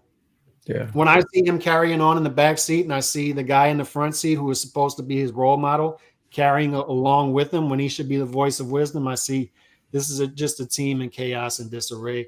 And I got to be honest with you, Beeb. We're both betting guys. I'm all over Josh Taylor. Oh, me too. Me too. I put it in early too. Put it in early. I think Josh Taylor is fresher than people think. Of course, the long way off is not good, but I think people are reading way too much into the Jack Catterall fight. Yeah. I think it was just a bad style. Fighters have that bad night. I think Josh Taylor is going to dog walk Teofimo. I think so too. I think so too. Let me ask you this. Was this a worse heel turn than Hulk Hogan when he went over to the NWO in WCW, when he painted the NWO on the WC belt and started playing it like a guitar? Was this even a worse heel turn than that? I don't watch wrestling, so I don't know. You don't know? You don't know that? You don't know the NWO in wrestling? I don't know anything about it. Too sweet. All right. It's a bad heel turn, though. It's bad heel turn. I'm surprised you didn't know that. I'm surprised you didn't know that one. I mean, he's using terms like heel. I mean, I'm saying. All right. Well, D-Style, I know you know about that. So is this a heel turn or is this just heel going? No, this is not four-dimensional chess. But he's not plotting, I'm going to sell a fight with Tank next year. He's out of control. That's what's going on. Okay. Right now, and this is a pattern of behavior with Teofimo, right? Like I remember I interviewed it was actually one of my highest rated shows ever when I had Senior on, and there was several people on the panel, and great interview. But I remember the stuff he was saying. Like he literally said they were trying to set us up. It was a setup, right? Even though you won, you got the decision. You know what I mean? But they were trying to set him up because a judge or two had it close, right? And he felt they won 10-2, and any scorecard was a setup. They were trying to set them up, right? You won the fight. You got the W, bro. You know what I mean? Like, what are you talking about? But it's whatever, right? You let it ride. I looked at it at first like they should need a chip on her shoulder, right? And then look at what happened. They leave Top Rank, right? Oh, we're working with Campos. We're going to go to Trilla. That doesn't work out. That whole thing's a mess. That wasn't by design. That whole thing was a mess, right? So they end up on the zone because they were the second highest bidders for the fight, all right? And then he cooks up a conspiracy that Eddie Hearn, right, fixed the fight so they could give the belts to Devin Haney. Like, why would that's the craziest thing ever? Like, what do you mean? Anyone who saw that fight knew that if you won, that would have been a robbery. That Campos would have been the one that was robbed, right? Like, this whole thing's insane. And it was they were texting Eddie Hearn. Oh, how could he do this to us? Why are you texting Eddie Hearn? He's not the one that beats your ass. The Campos beats your ass, and not Eddie Hearn, right? Well, oh, how could he do this to us, Eddie? Eddie, we confide in you. Like, what? Eddie can't go in there and win the fight for you, brother. You couldn't beat Campos that night. It is what it is, right? I don't think you were 100%, but that has nothing to do. Eddie Hearn didn't tell you to take a fucking shot to the chest by the mountain, right? He didn't say, oh, hit me as hard as you can, strongest person in the world, right? He didn't do that. And now he's spiraling out of control. He's jealous because they're what is Top Rank supposed to do? Not promote their black fighters? So they're promoting Devin Haney. What is it supposed to do? Ignore Devin Haney? Don't promote the undisputed fight with Haney and Campos. Promote these comeback fights, these trying to get his confidence back fights of Teofimo more, right? And now you want me to be honest? I think they know and they acknowledge that they're trying to cash him out with Josh Taylor. That's what the issue is. They acknowledge, okay, I see what this is. They think Josh Taylor's going to beat my ass. And I understand having that chip in your shoulder and thinking that way. B-Hop used to think that way. A lot of great fighters used to think that way. Have that chip in your shoulder. The problem is the way he went about it, bro. Okay? Now Keyshawn Davis, like really? Like, what does Keyshawn Davis have to do with anything? Because they're promoting Keyshawn Davis, bro. Bro, my son wasn't saying about the black fighters. What he was saying is that they're promoting black fighters, bro. Like Keyshawn Davis, bro. What are supposed to do? They're promoting Baby. So they're not supposed to promote Baby then. Big Baby Anderson, don't promote him because it's going to hurt Teofimo's feelings because you're promoting other fighters.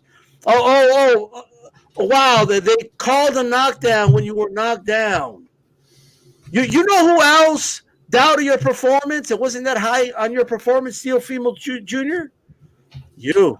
That's why you're leaning against the rope, asking your dad, hey, yo, Dad, do I still got it? Remember that? Or is that a conspiracy by Top Rank? That they film you saying that, do I still got it?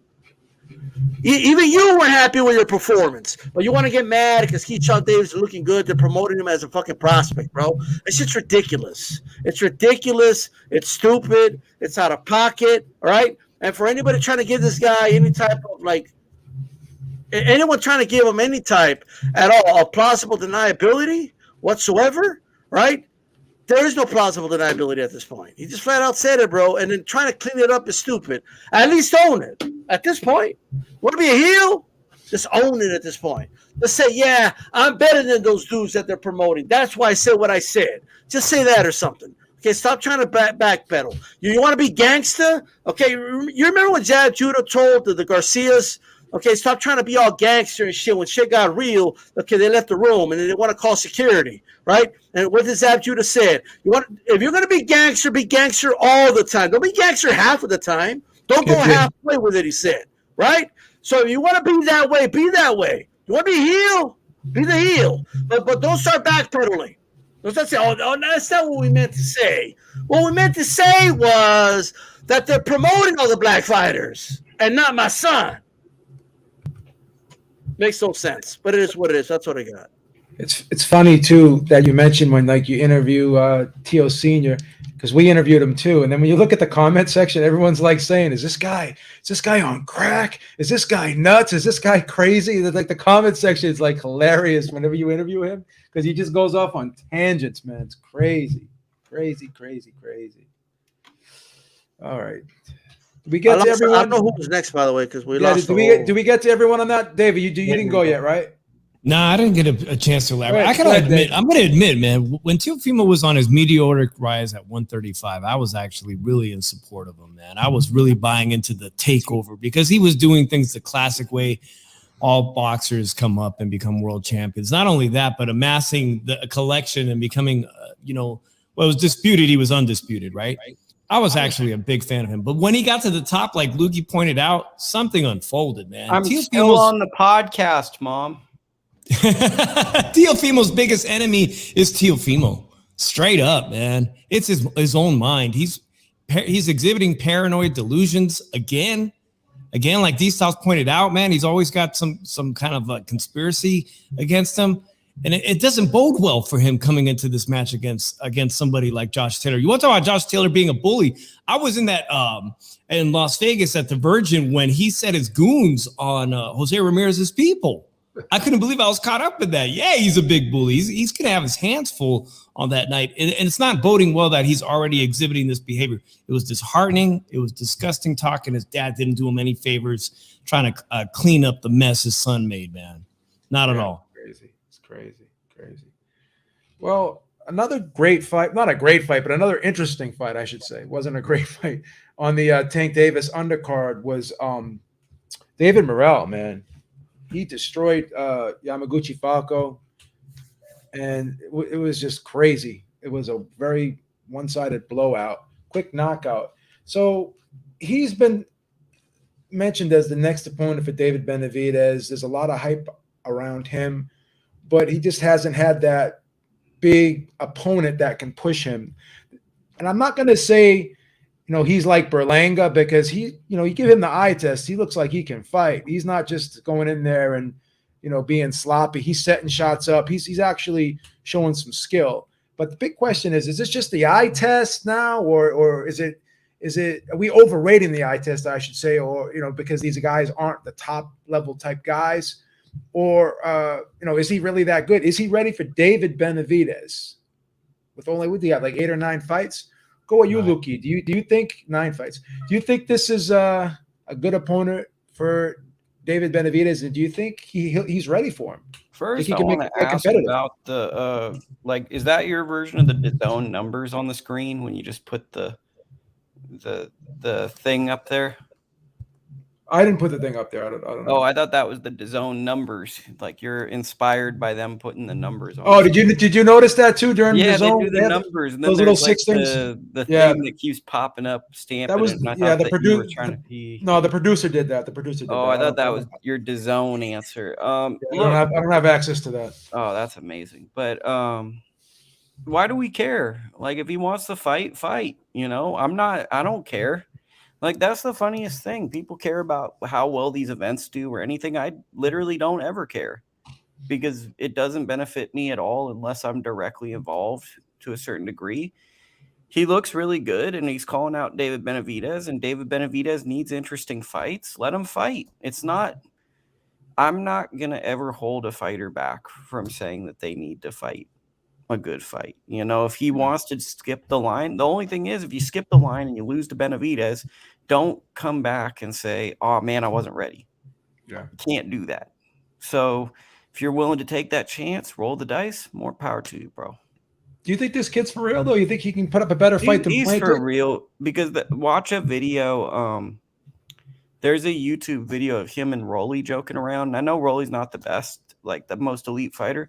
But when you watch, you'll appreciate this, Beeb. The way he cuts off, like, the MGM Grand Lobby in front of Rolly, who's a 140-pounder. When he does that, you're like, okay, there's something to this guy. Because he literally cut the ring off in the MGM food court where Rolly's like, just joking with you. Because he cut it off. And, I mean, I think that I think the problem with Morrell is there's 5 guys in super middleweight we care about, right? And he probably needs like a Christian and Billy or something. But the problem is no one wants to really see that. And he's looking so darn good, he could make $1 million probably. So it's like he's in that no man's zone where he's like a prisoner of zone success. But I think there's a world where he's the best guy. I still think you can't underestimate David Benavidez because I think experience matters. I think David probably wins. Okay. But I think he's right up there with him. To be perfectly honest, I think if you're looking after Canelo, the next tier is Benavidez, Morrell, Demetrius Andrade, and Caleb Plant. Like that's the next tier of guy. Yeah, because I was going to say this when I watch this guy, like he looks good, but I just wanted to get a second opinion because sometimes I overestimate the eye test, and I have a tendency to do that on occasion. I don't. I'm just a guy with a local 22, bro. Oh, you like that one, the local 22 jacket? That. Yeah.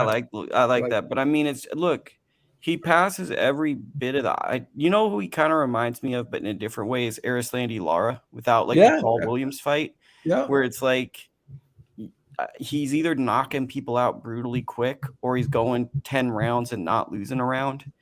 And it's like with Lara, we were like, how good is this guy? And it took until a few fights, but I think he's great, bro. Okay, fair enough. D-Style, 9 fights, looks real good. Has looked great thus far. We jumping the gun on this guy a little bit. Is he ready for David? Oh, mute. You're on mute. Sorry about that. So what makes the fight intriguing is the unknown, right? Like there's a little bit of an element of how much, because he's fighting the opposition's here and David's up here, right? And we don't know if he's you don't got to be that much above the competition to beat them, but is he up there with David? We don't know, and that's what makes the fight intriguing, right? This, I have no clue how the odd makers are even going to make the odds for this because there's so much data missing, right? So at my job, we work a lot with data, right? And you need a lot of data to kind of determine metrics and stuff like that. And in this case, we're missing a lot of data. We don't have a lot of data on this Cuban. We just don't. But he looks the part, right? My eyes are telling me he's the truth. My eyes are telling me, this guy could fight. He could box. But I till this day, I'm a firm believer in there's always a halo effect. And you're going to look better against a certain level of opposition. And you're not going to look as good when you raise your level of opposition. And to base his credit, when he talks about Haney and Tank, I'm going by eye test, but maybe Tank doesn't. Maybe he does get exposed if he steps up against a Haney. We just don't know. That's why he needs to fight him, right? Because you're going to look a certain way against a certain level of opposition. Sometimes we would take a leap of faith, right? And we don't know till we know, right? When Ward was going to fight Kessler, we didn't really know, but I trusted my eye test and ended up being right. But there's been other times where I trusted my eye test and I wasn't right, like with Linares, right? When he said I picked him to beat DeMarco, my eye test was right for a couple of rounds, and then guess what? DeMarco just overwhelmed him and knocked him out late. So what I'm saying is he looks the part. I think he can give David Benavidez a hell of a fight, but I'm going to have to favor David because of experience. I'm going to have to level of opposition, and because I think David is a good fighter. I think he would figure it out, and I think experience would make the difference. But I like the fight. I wouldn't mind the fight. Morrell wants the fight, so let's do it, I guess. If they want to do it, I'm all for it. You know what I mean? Gotcha. Thank you, Sly Tendencies, with the $5 super chat. He says, Teo isn't doing himself any favors. He loves bragging about not having a handler, but I think of a person who needs one more. I can't think of a person who needs one more than him and his dad, too. All right. Okay. Good enough. I think it goes to the producer again with the numbers, but it's fine. It's the logo, not the number, but go ahead. Yeah. Lukey called it the numbers. I don't know. All right. So, Base, what do you think of this fight, this potential fight between David Benavidez and David Morrell? I like it a lot. It should have, I reckon it probably should have happened 2 fights ago, but I can understand, obviously, if you want to marinate something, they say marinating this one for 5 years. The word is it has actually been signed, and it is supposed to be Benavidez's next fight. So we'll see. With regards to Morrell himself, I think he's very talented. And normally, I'm one of the people that refuses to go on eye test. I don't get me wrong. Look, I can see someone say, "Oh, I think you're a really good fighter," but I then need to see, well, who are you fighting? Because anyone can look great on the eye test against people that are 4 or 5 levels below them. But then when you look at someone like David Morrell, you got to say, well, look, he's had 9 fights. His last 2 fights have been against former Olympians, where he's not lost a round against any, put one of them in a coma, and then knocked out the other one within a round. So you're saying, as a 9-fight novice, so to speak, you have to look at that and then say, well, realistically, who was Benavidez facing in his 9th fight?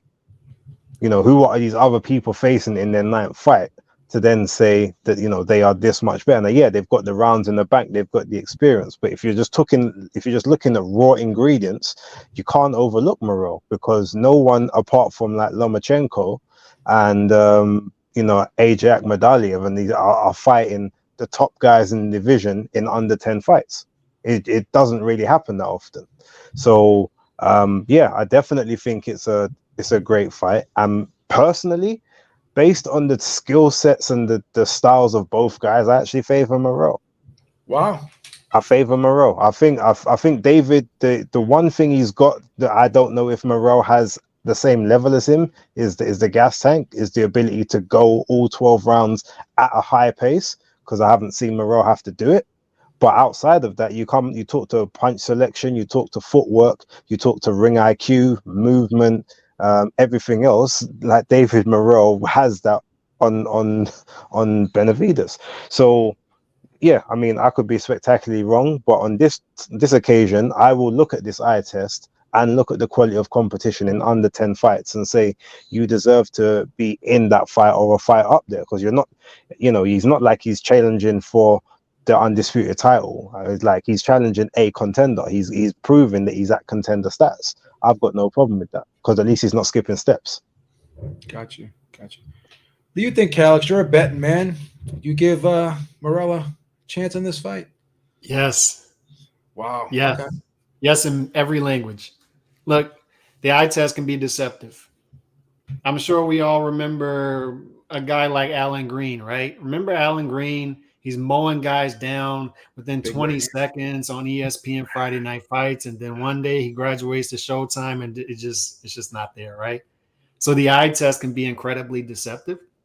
I'm a big resume guy. But certain guys I see, and I become a hypocrite a little bit, and I abandon that, and I say Morrell Jr. is one of those guys. Like, he's 9 fights in. I understand the competition is not good. It's not good. But this guy gets it, and I've seen enough to know he gets it.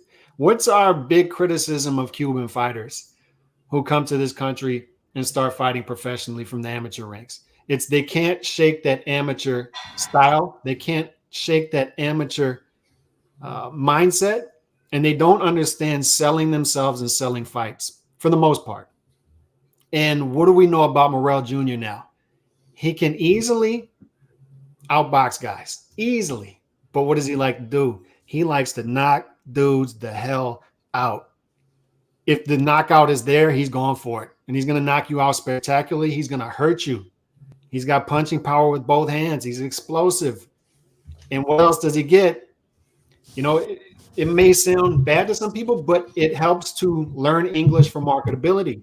He's done that. And on top of that, he's out there after the fight. He's talking about autism, wearing a robe for autism. So he understands charitability helps too. So this guy knows how to sell himself, and he knows how to reach the audience.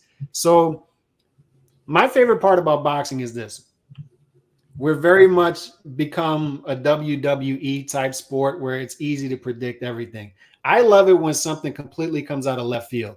And this fight right here came completely out of left field. Like, me and D-Style were confused by this because they were trying to put this on the Canelo fans after the planned fight. They were like, oh, y'all trying to put Morrell Jr. It was like, no, we're not doing that. Where's this coming from? But it turns out the sanctioning body was the one who threw it out there because there was already a contract signed. And we find out they're just cloud chasing off the Canelo name when it comes to Benavidez. They already got this lined up. But I got to be honest. I got to give Benavidez credit. Is all of this stuff is coming out of left field to me because for 9 years you had a guy who simply doesn't fight top competition. That's been our criticism of Benavidez, the same as Tank. He's simply not fighting the guys. So all of a sudden he's going to fight Plant, Morrell Jr., possibly Charlo or Boo Boo.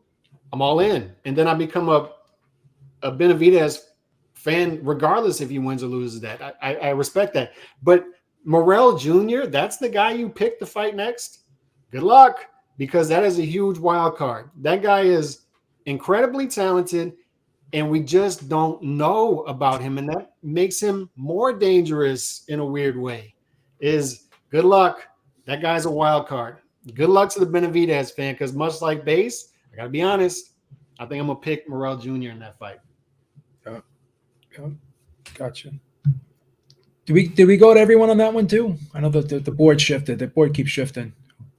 Who's left? Joe, Dave? let me get a crack at this, man. I've been high on David Morrell since I've seen most of his fights, man. I've been so high on him. I remember he sat down and did an interview with Rob Boxing, and I got to talk to him on that. And how impressed I was with him. But even more impressive is his performance in the ring. So I have to ask myself, is David Benavidez ready for David Morrell, man? Is he really ready? Because David Benavidez, up until Plant, we could criticize his resume as well. Soft opponents, generally weak opponents. Is he really ready for somebody like David Morrell? What's exciting about David Morrell is coming from that Cuban school of boxing, like you guys pointed out, is that he's got a mean streak. So not only can he box in the classic traditional sense of Cuban boxing, but he can punch. He's got devastating power, man. I'm concerned David Benavidez is in over his head and doesn't really know what he's going to get himself into. And I've seen David Benavidez be floored, touch the canvas. We've seen that. You can go back. And I think David Morrell's got enough power.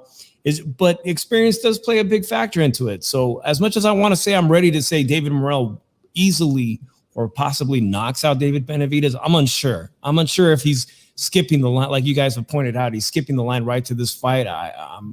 I'm appreciative of it, that he wants this fight right now. I think it's great for boxing fans to see something like this. And out of this, we could really see a star be born here, a new star be born out of this fight. And it makes a very compelling potential matchup for Canelo Alvarez down the line as well. And B, when you was asking me earlier obviously about Ryan and Tank, like did I buy it and would I have bought it if it was pay-per-view in the UK?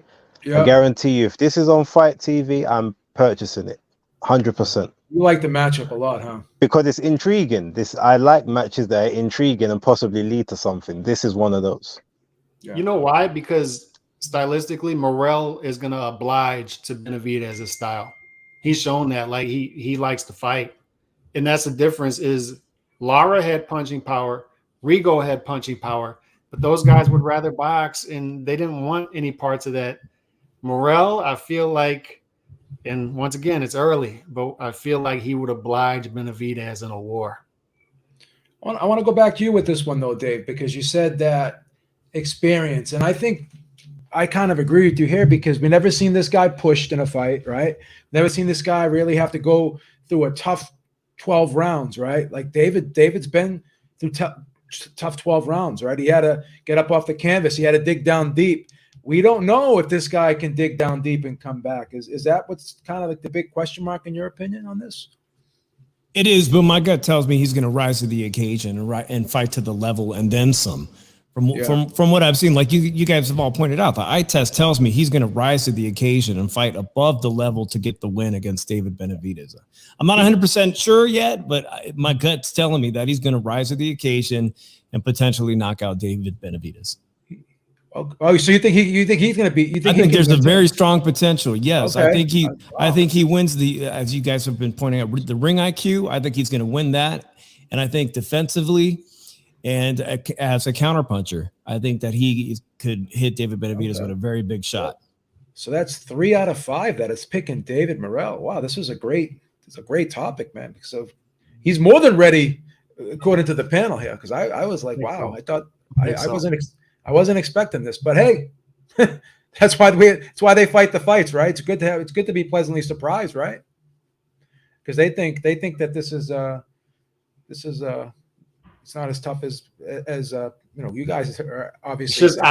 It's just odd that they're doing this because if I'm a manager, And there's a manager here who openly said, I marinated the Plant fight for 5 years. It comes out of left field that they would take this dude. Maybe there's something they see that we don't see. I don't know. No, But Calix, you know what it is. You know, it's not that there's something they see. It's that they know their best chance is now. If you marinate this for 5 years, it kills him in 5 years. Any weight class, 100%. You get him now. Is they're already you know talking what about could be too? B and base is this could be, and I threw this out to D Style the other day, is this could be Benavidez in the back channels taking control of his career. Much like Stephen Fulton saying, no, you're not going to get away. I'm going to Japan to fight this fight. This could be Benavidez telling Sampson, look, I will sign an extension with you, but you need to get me these fights, A, B, C, and they lined him up for him. This could be that. He could just be competitive spirit, but it's a weird fight, and I love it. But that's why possibly you're right. But I guess if he's looking at that marination thing, saying, no, this isn't one to marinate, because the more experience he gets, the harder this fight becomes. And I might be tight at the weight. So if we're going to do it, take it now. And whatever happens, if we can get through it, then we ain't got to see him again, because he'll only just get better. I do agree with that. I do think that this is not the one to marinate, because this guy's only going to get better. And David's busting out at the seams at this weight too, so it's not only so long. And to David's credit, I do think he wanted a lot of these fights, and being where he was at, it's hard to get those guys to fight you, right? I give him that. I'll give him that too. That's judging by his demeanor. All right, I'm going to be a hypocrite here, because no one hates rematches more than me. I think the rematch clause is probably one of the most worst things in boxing. I hate it. Yeah. But I actually like this rematch. I watched the press conference this week, and Chris Eubank Jr., man, he's a character. He makes me laugh. I like him. I just like him. He's a guy with just a KFC jacket. I wear a local 22 jacket, so we're pretty similar. I got a kick out of this dude. And to be fair, I had him winning the first 3 rounds against Liam Smith. He was en route to win the 4th. And the wheels just fell off. Credit to Liam Smith for landing the shot, but he looked like he was cruising to me. So I'm not going to say it was a lucky punch, but a lot of people thinking that the same thing is going to happen again. I disagree with that. I actually think that Eubank can win this fight. I'm going to pick him to win the rematch, and I like this fight. Base, what do you think? Is this going to be another big fight over there? Is there buzz for this fight? You're in the thick of things over there. What are your thoughts on this fight? Is this going to be repeat or revenge? Well, no, I was actually at the press conference for this one. So, oh, you were? Okay. Yeah. Look, it's actually more, it's more expected and sort of anticipated than the original was. Not purely because neither guy, like Chris Eubank Jr. obviously is a big name over here. Liam Smith isn't, but obviously Liam Smith's now got that win. So, but he's got a good following in the north of the country. Like they know him, Manchester, Liverpool, sort of that area. So he's well known up there. And this sort of obviously was his coming out party to the casual market more so.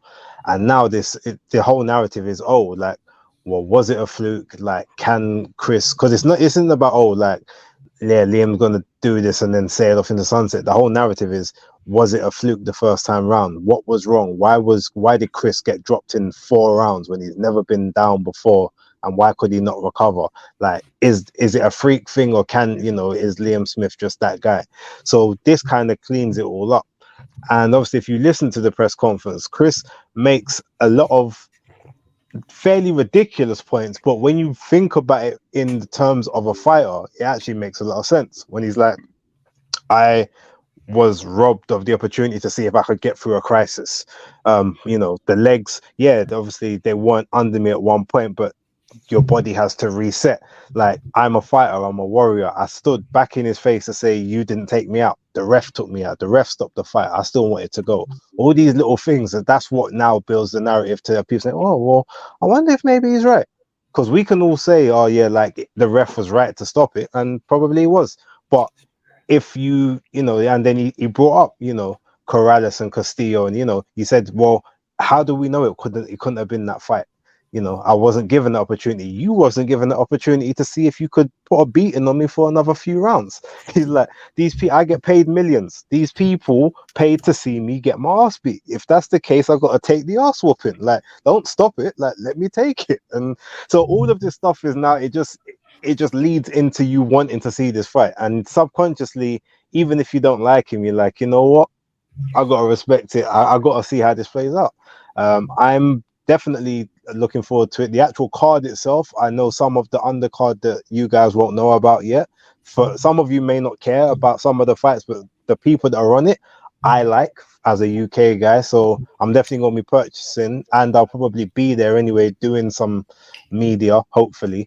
I've got accreditation out there, so maybe I'll go. Man. Maybe I'll go to the fight, see if I get some interviews and that, which I've been doing for one of my other channels as of late. But yeah, I'm all for it. I'm happy it's happening sooner rather than later. Maybe it could have happened in May, but to be honest, I'm going away in a couple of weeks, so it's actually good it happened in June. So by the time I come back, I'm good to go. Get that out of the way, and then whatever happens to both guys, like, they get to move on. Probably both will get another fight in towards the back end of the year and keep it moving. But ultimately, this could be Chris Eubank Jr.'s very last fight, because if he does lose, well, actually, no, you know, it won't be, because that Conor Ben fight's always going to be there, so that will be his last fight. But he will be, but yeah, this will be the last fight of anyone taking him serious, and him being a pay-per-view fighter outside of the Conor Ben fight. That's a guarantee. Base, you know what's hilarious about this? Think about it. Liam Smith just knocked this guy out in 4 rounds, right? And Chris Eubank Jr. is like Eminem in 8 Mile. He's flipping it on him, like he's telling him all the horrible shit you did to me, man. And I'm still here saying fuck the free world. Like he was still getting under this guy's skin, and he just got knocked out in 4 rounds. It was hilarious. And then people were laughing in the crowd. And he's like, "Oh, I know you got your crowd, but you're bringing your people to laugh at me." You know the joke about that. You know the joke about that. Those guys that were laughing were sitting right next to me. So Liam Smith thought I was a part of that crew.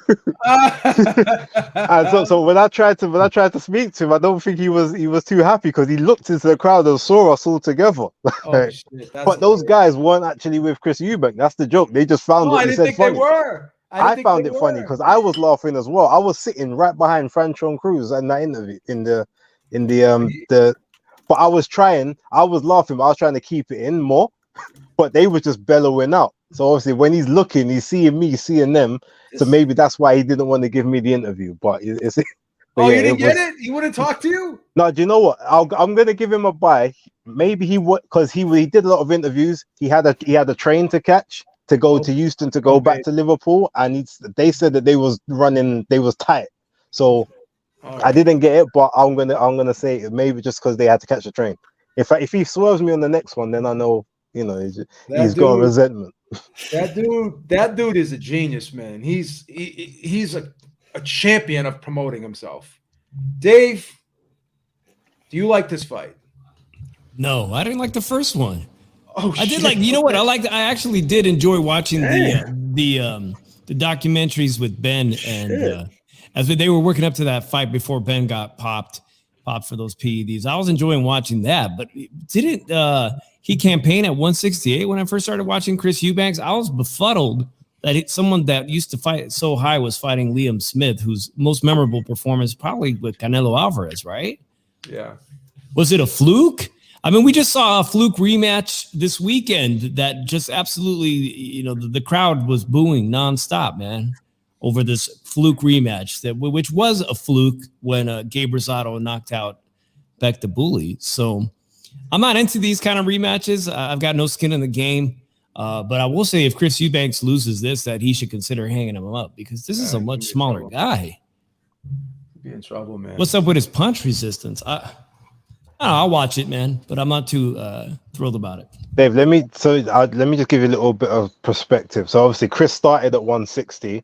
He went up to 168 to get the big fights, and obviously to go into that Super Six, the World Series of Boxing.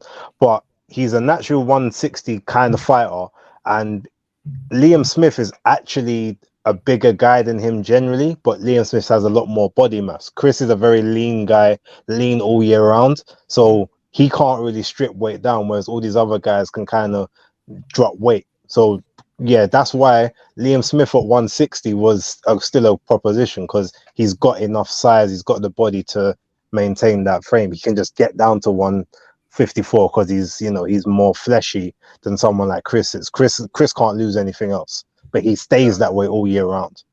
Do you think the weight was a problem, Base, or let me just ask you this, because this is being floated out there, and I think it's legitimate, it's plausible, right? Because he had to train to get down. What was the catch weight with Ben? Was it 157? Was it 157? Okay, yeah. So you think having almost a full camp with that? I mean, he went right down to the wire with that one. And then he had to go into this camp after that. Do you think that had some type of physical effect on him? That's possible. Personally, I do. And I actually think he does as well, because even though he has said in 2 different interviews, three actually, like, I'm not using anything about having to make weight as an excuse. Look, I had to do these camps, but he said on one occasion, like, I made weight a certain way in the training camp, which I will never do again. Now that means that clearly he's done something to strip weight off, whether it was the first one or the second one, but he's done something that he doesn't normally do, maybe because he started later than he should have, or he was maybe eating the wrong things at the time or whatever, but he's done something which is a way he's never had to make weight before. So that tells you instantly he felt a certain way in the ring, and that's a contributing factor to maybe the resistance. Now he's saying I'm not using an excuse, but by him highlighting that, it's telling you he's using it as an excuse. So I personally believe, and I think anyone who's sensible realizes at the age of 32, 33, draining yourself down back-to-back camps with no rest in between, no proper nutrient intake, like, yes, something is going to go missing from you. And ultimately he just got caught at the wrong time. Yeah, I think he was dieting extra hard for that Ben fight. But Calix, you and I were gambling men. We're probably going to get odds on this one. Is Chris Eubank Jr. worth a little tickle here? Yes. And I love your 8 Mile reference, by the way. I do live in a trailer with my mom. he's using it against him. But this is what I like about Eubank Jr., because he's just one of those dudes, man. Like, I hate him at one point, and then I like him. Right, it's weird, and he's one of those guys that he can poke fun at himself. That helps. He's got sort of this Craig David vibe about him. The ladies like him. He's marketable. But what I don't like about him is he's one of these guys, and you can't just blame him for this. The middleweight division is just atrocious. Good Lord, it's atrocious. And it's just held up, and he's one of those guys that's contributed to it being held up. But there was really this fight made sense. You say you don't like rematch clauses. I don't think any of us on this panel like it. I think boxing fans hate it. Why? Because we want to dictate if the rematch is in demand. We want that power. We don't want them to have that. But this rematch makes sense, right? You would agree. This rematch makes sense. Why? Because Liam Smith gets another payday, which he deserves. Like, his losses are quality losses. Jaime Munguia, he goes a distance with him. The only guy who's knocked him out is Canelo. He's a pro's pro. He's a vet. He deserves a fight like this. And Chris Eubank Jr. gives him the shot, and it's a good fight. It's an entertaining fight. I want to see if it's a fluke. And it makes sense for Chris Eubank Jr. because, as Base said, the only thing that disappoints me about this fight is there was this weird, like, I wanted the Conor Ben fight. And I was hoping that the suspension wouldn't happen. And I was hoping that Chris Eubank Jr. would make that 180 and then they fight each other. I was weirdly intrigued by that fight. And I think we'll eventually get it. But this fight makes sense. And I want to see, as Shoeshine alluded to earlier, you had another rematch like this last weekend. And we found out that, the Gabe Rosado shot was a fluke shot. Yeah, Beck the Bully, it does look like he's the better fighter. And he was a 14-1 favorite, and he won the fight. And I think this could be one of those fights, too, that, maybe he doesn't get caught with these shots, and maybe Chris Eubank Jr. wins the decision. It makes sense to me all around. I like this fight. D-Style, I think we're on the same page here, but kind of unpack this a little bit, man. Oh man, look, a lot to unpack for sure. Look, I just think the unlikely happened. Like I just think like sometimes that happens in boxing, right? Not to this degree, not to this degree, but I kind of feel it's very similar to the Rosado Beg the Bully situation. Like as soon as he knocked him out, I said I would favor Beg the Bully in a rematch. I did the same thing here. And I think, and look, shout out to Scott Hale. He was on the round table. All right. And he made he goes like this. Oh, yeah. I mean, Eubank was getting dominated the whole fight. Then he got knocked out. Like, no, that's not what happened. That's not what happened, Hale. That's not what like Eubank was winning that fight. And I swear to God, call me ignorant. Maybe I don't have the eye for it. Maybe I missed it. I didn't see it coming. I honestly thought after like 2 rounds, oh, Eubank's gonna cruise through this one. Like I felt he was in control. I felt he was gonna easily just win the rest of that fight. Maybe he felt himself a little too much. Maybe he kept the hands low for too long. Maybe he was Roy Jones in it too much. Maybe he got a little too overconfident. It happens to the best of them, right? But I do think there's something to the elbow that hit him. I do. I just think it was just a very unlikely thing that happened. It reminds me of Ruiz never hurts anybody with a hook, but he landed right on the sweet spot on AJ, threw his equilibrium off, and changed the whole course of that fight. And when people tell me who's going to win the trilogy, AJ, you think how likely is it that Andy lands that punch again? His equilibrium gets thrown off, and he's like he can't even hold his balance for the next 4 or 5 rounds. How likely is that to happen? It's unlikely. I just think in this case, it's unlikely. It's just unlikely that happens again. Yeah, I agree. It's unlikely that Beefy, right, lands that big shot or an elbow, whatever it is, throws a dude's equilibrium off. Now, it's possible. I'm just saying it's improbable. I think Eubanks wins a decision or knocks out Smith late. I'm actually very confident, and I hope, please make Eubanks the underdog. Please do it. They're gonna do it. They're gonna do it. Nah, he's a favorite in our ones over there so far. Base, please, is he? Yeah, he's a favorite. But not by much, right? By a little bit. I can't remember how much, but it was a substantial. It wasn't like massive, but it was enough. Okay. I got it here. Liam Smith is the favorite -150. Chris Eubank Jr. is the underdog +125. There we go. Oh yeah. May have to put that in. I gotta get it in. I gotta get that bet now. I gotta lock it in because I have a feeling the closer we get to the fight, I just have a feeling, man, most people are gonna be like, yeah, Liam, we're gonna do it again. Like I just have this feeling it's gonna resonate on people. And I actually think it's gonna flip before the fight. To be honest, it's gonna flip. I think too as well. Yeah. But that's my thought. I'm looking forward to the fight. Yeah. The fact that I like these type of fights. I like the fights where people they're just on 2 different ends, right? Some people think, hey, he's gonna do it again. Some people don't think he's gonna do it again. Okay, cool. Let's see it, right? But I have to be honest. As much as I loved like bragging, like because I was trolling on Twitter when Liam Smith won, and I was like, "Man, these Canelo wins keep aging like fine wine, right?" But I knew the dude got away with murder. I got to be honest. I feel like the silver bullet hit. You don't know that. You don't know that yet, and that's why we got to see it again because I need to see. I need to see if we could do it again. Like it might be unfair to Liam, but I don't think you could do it again. I need to see it again. So I'm looking forward to it. I'm going with the guy with the KFC jacket, man. I gotta do it. Last topic of the night, and please forgive my ignorance because I don't know a ton about Andreas Campos, but I know he's been calling out Sonny Edwards. I had to go on YouTube to kind of check him out a little bit. It's kind of a scrappy dude. And with all due respect, there's really nothing that I saw that I think would give Sonny Edwards a problem. I could be wrong here. It's a big triple header, June 10th in London. Sonny Edwards versus Andreas Campos. Base, help me out with this one. What am I missing? Is this going to be a competitive fight? Right, I can't actually, in good faith, say I know anything about Campos. I've not seen any of his fights specifically, but I've seen more than enough of Sonny's.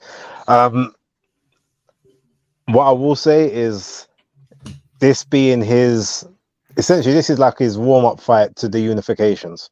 So I'm guessing that the matchmakers, everyone have seen this and said, you know what, based on Sonny's skill, based on his track record, this guy is easy enough work to, you know, to keep him sharp and keep him ready for the main event. So I've got to assume you don't just sign him and then throw him in against, like, you know, a quote unquote killer when you've got unification matches to make in-house that you know that are going to be coming next. So yeah, I don't really see much issues in terms of the card. I remember at one point I was actually saying I didn't think the card was that great, but then when I actually started properly looking at it, and some of the undercard, there will be guys that you won't necessarily know, like Yusuf Kamari and you know, Reese Bellotti, those type of people.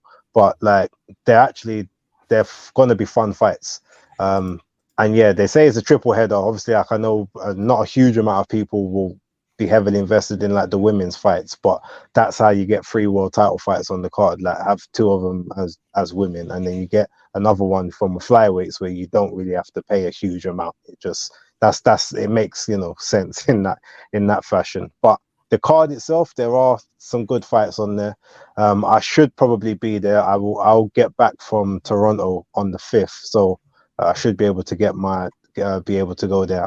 I keep saying I don't want to go to the OVO because where I live in London, like I'm on the opposite end of the city, and it's like it's straight diagonal, like, and to get through London city, even to get around it is hassle, and it's like almost a 2-hour drive from where I am to get there in the daytime. But I'll probably go to this event because there's some fun fights in it. So yeah, not bad.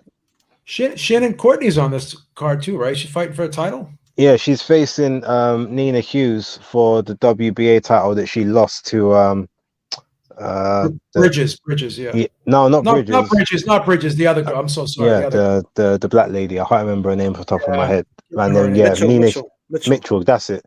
And then Nina Hughes beat Mitchell. So Shannon Courtney, she had the rematch in there, whatever, and so now she's getting a shot against Hughes, and obviously Shanika Johnson and Ellie Scottney. So that's a good fight.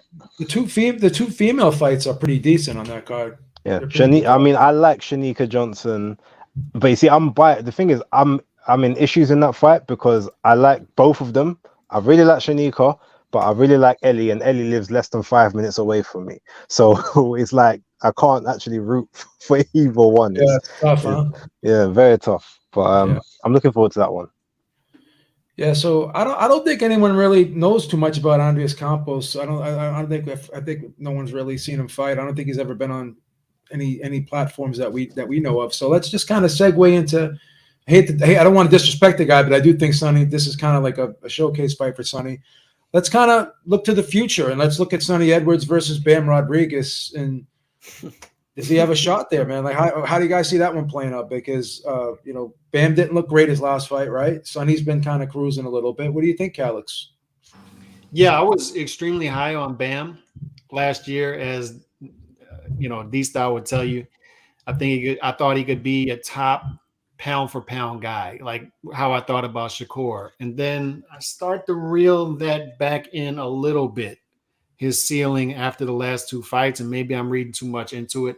So it's a winnable fight for Sonny Edwards. Now, as far as Campos, I looked him up, YouTube, when the fight was announced. There's not much to him. Those guys, I believe he's from South America, and those guys from South America unknown fighters can be dangerous. However, they're generally punchers. This guy's not a puncher. He's feather. Yeah, so there's a reason he's in. He's got 4 knockouts. Yeah, 4 knockouts out of Chile. Yeah, it's not like he's from Argentina, right? Like when you think of Argentinian fighters, you're like, oh shit. Yeah, and his level of opposition is not good at all. So Sonny's going to cruise, and he's going to call out Bam again. And I like the Bam versus Gallo Estrada fight. That's the only other acceptable option. But I'd rather Bam versus Sonny right now. I just would. Like Bam versus Sonny, I can easily, the build up to that would be great. And I could easily see Sonny making that a close fight. And I didn't think that last year, especially how Bam was looking against Sorong Vise in at 115, and then he moves down to 112. I'm like, you know, he's going to mow these guys down at 112. The past 2 fights make me rethink that a little bit. I'm still high on Bam. I think he wins the fight against Sonny, but that's the fight I want to see. That's the one I want to see. D-Star, this fight may be an afterthought. I hate saying that because, you know, we have to fight the fights, but judging by how Sonny's been looking lately, and we have to see how he looks against Campos, but based off what we know so far, how do you think this Sonny fight with Bam Rodriguez potentially plays out? Well, to your credit, look, Eddie just signed Sonny. They're not going to put him in a fight where he's going to lose. It's just not going to happen. I looked at the opponent. I'm not going to sit here and pretend like I know who he is. And I've seen the record. But it's definitely, now anything could happen in boxing, obviously. But I just think this is somebody for Sonny to look good. This is Matchroom debut. I think he's gonna look like $1 million. I like Sonny. I think Sonny is someone who could potentially become a big star. Maybe that quote unquote cash cow for the little guys. If he does kind of become a big name, kind of like maybe Prince Nassim did, although he's even in a lower weight class than that. But I just honestly believe Bam Rodriguez is a special fighter. I just think he's at a different level. That's just how I feel. Like I just Sonny's gonna have to show me when it comes to Bam, because I think Bam will rise to the occasion, and I think he would razzle dazzle around Sonny. I don't think Sonny has the punching power to keep Bam off of him. I think the angles of Bam are going to give Sonny a lot of problems, and guys who are good boxers. Like I just think, like the Garcia camp is known for like not having the best defense and stuff like that. They have a different philosophy where the offense is the defense, right? But it works for Bam. Like it really does, and I think his natural reflexes help him, bob and weave away from punches naturally. But I would just honestly favor Bam, but it doesn't mean I think anything less or that I don't think Sonny's a good fighter. Sonny's a great fighter, point blank. Like I'm just not one of those guys that labels, and I've talked to you about this, Joe, like that labels, European fighters bums or Euro bums or Sonny is just like, he's the truth. He's a really good fighter, and it's a fight that I want to see. And I hope they do it. I know Bam needs to recover from he's going to have a surgery, so he needs to recover from that. But I said next year for sure. I think that's a fight that's going to happen. That's going to be a huge fight for the, 112. So I'm looking forward to it. And then after that, Bam's going to, I think he has some unfinished business at 115, quite frankly. Yeah. Right. Shout out to his brother. He's going to fight Ioka. I think that's another big fight that was announced. That was a great fight, the first one. Yeah, and by the way, I hope we can actually get it. Like, I don't need Mikey Garcia with his phone filming the fight. I hope an actual network picks it up. ESPN Plus, come on, come on. The Zone, come on. I pay you motherfuckers $25 a month. Get me Franco, okay, Ioka. Come on, seriously. Yeah. But hey, one thing I want to say about this card. So Shannon Corney's going to be fighting Nina Hughes. And then Chernika Johnson's going to be fighting, what's her name again? Ellie Scottney. Yes, Ellie Scottney. I just feel like Matchroom is like, and they've invested in the women's boxing, so it is what it is.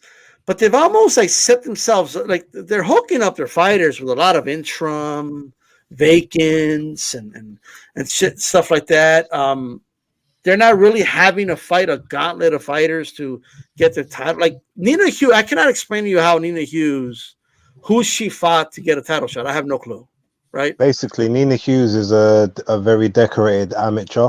I mean, and maybe that's enough. But what I just feel like there's a lot of maneuvering at Matchroom right now, and they're fast tracking a lot of fighters, and I'm hoping because there needs to be a balance. We need an American promoter to step up and start promoting some of these female fighters from the U.S.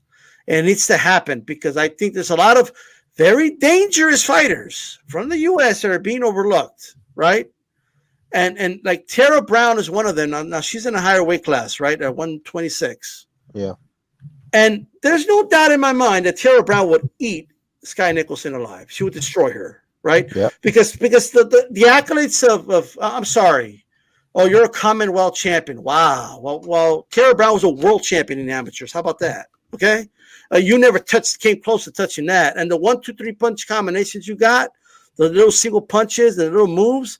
And I've heard a lot from different sources, by the way, sources not connected to each other, about Sky getting worked, especially when the Australians were working with the Americans, okay, before the Olympics. All I'm saying is that they're protecting her, right? She's going to, okay, she has a silver WBC belt, and I know it's not related to this.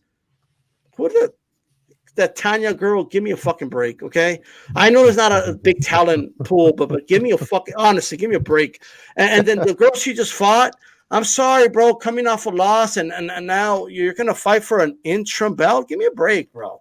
Like, I just feel like now Courtney's done more than, obviously, I think I'm okay with Courtney getting her title shot, right? She lost her belt. She wants to get it back. Cool. I don't have a problem with that, but we need an American promoter to step up and some of these American girls to get in the mix, because I don't like to see girls get given title shots and like Candy and stuff like that.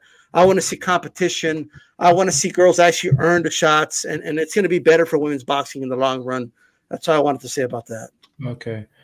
Dave, any surprises for Sonny Edwards come June 10th? And some of this glitter, some of the shine and glitter, has it worn off Bam Rodriguez a little bit after these last couple performances, or are we? It did for me. Oh, okay. Yeah, it did for me. Yeah, I was high on him. But you know what? I want to make this distinction, and D-Styles did point out, he is a special fighter. He absolutely is. But some of the luster has disappeared for me in his past two performances, moving down to 112. But when I say he's special, for him to fight on and continue with the type of injury that he sustained in that last fight, you know, all eyes have been on Ryan Garcia this past weekend, and now we have time to sit and think about whether or not he's quit or didn't. But this Bam Rodriguez fought with a broken jaw. It's one of the most horrific injuries, other than an orbital bone fracture in the middle of a fight, and to keep going on like that just says immense things about him and his character. And there's no quit in this guy. But I see that Sonny Edwards fight now as a 50-50 fight. 100%. I see that 50-50 fight. Sonny Edwards, his momentum is insane. Yeah. And I will be looking forward to, this is a super fight in the smaller weight divisions when it does happen. But I'll be concerned. I'll be concerned for Bam Rodriguez if technically he can tighten up his defense some. And how is that jaw going to hold up in his professional career? I mean, how will we know if he gets in a real slugfest, how that jaw is going to continue to hold up going down the line professionally? Dave, one last question about this. Do you think that maybe because he's in a lighter weight division and the criticism of the light guys is, oh, they can't bang, they just get decisions. Do you think he's trying a little bit too hard to be more exciting, and because of that, he's putting himself in harm's way? I think he's naturally exciting. Okay. I think he's natural. I think it's in him as a fighter to put on a show. He does want to put on a show. It comes natural to the kid, and that's why he's a special fighter. You know, and the guy that he just fought, man, that guy was something else too. I mean, he gave Bam fits. He broke his jaw. You know, shout out to that guy. But there is criticism. I'm hearing criticism that he's doing too much, that he could just coast to a Cuban style boxing lesson. But that's not who he is. He likes to fight, man. He likes to put on a show, and I will continue to support Bam. But for now, it's a 50-50 fight, the way I see it. Yeah, it's an interesting fight. It's a good fight. All right, guys, that'll do it. Thank you so much to the panel, Base, Dave, D-Style, Lukey, Calix, and thank you everyone in the chat. And we will see you next week. Everyone have a good night. That's up. See you later, guys.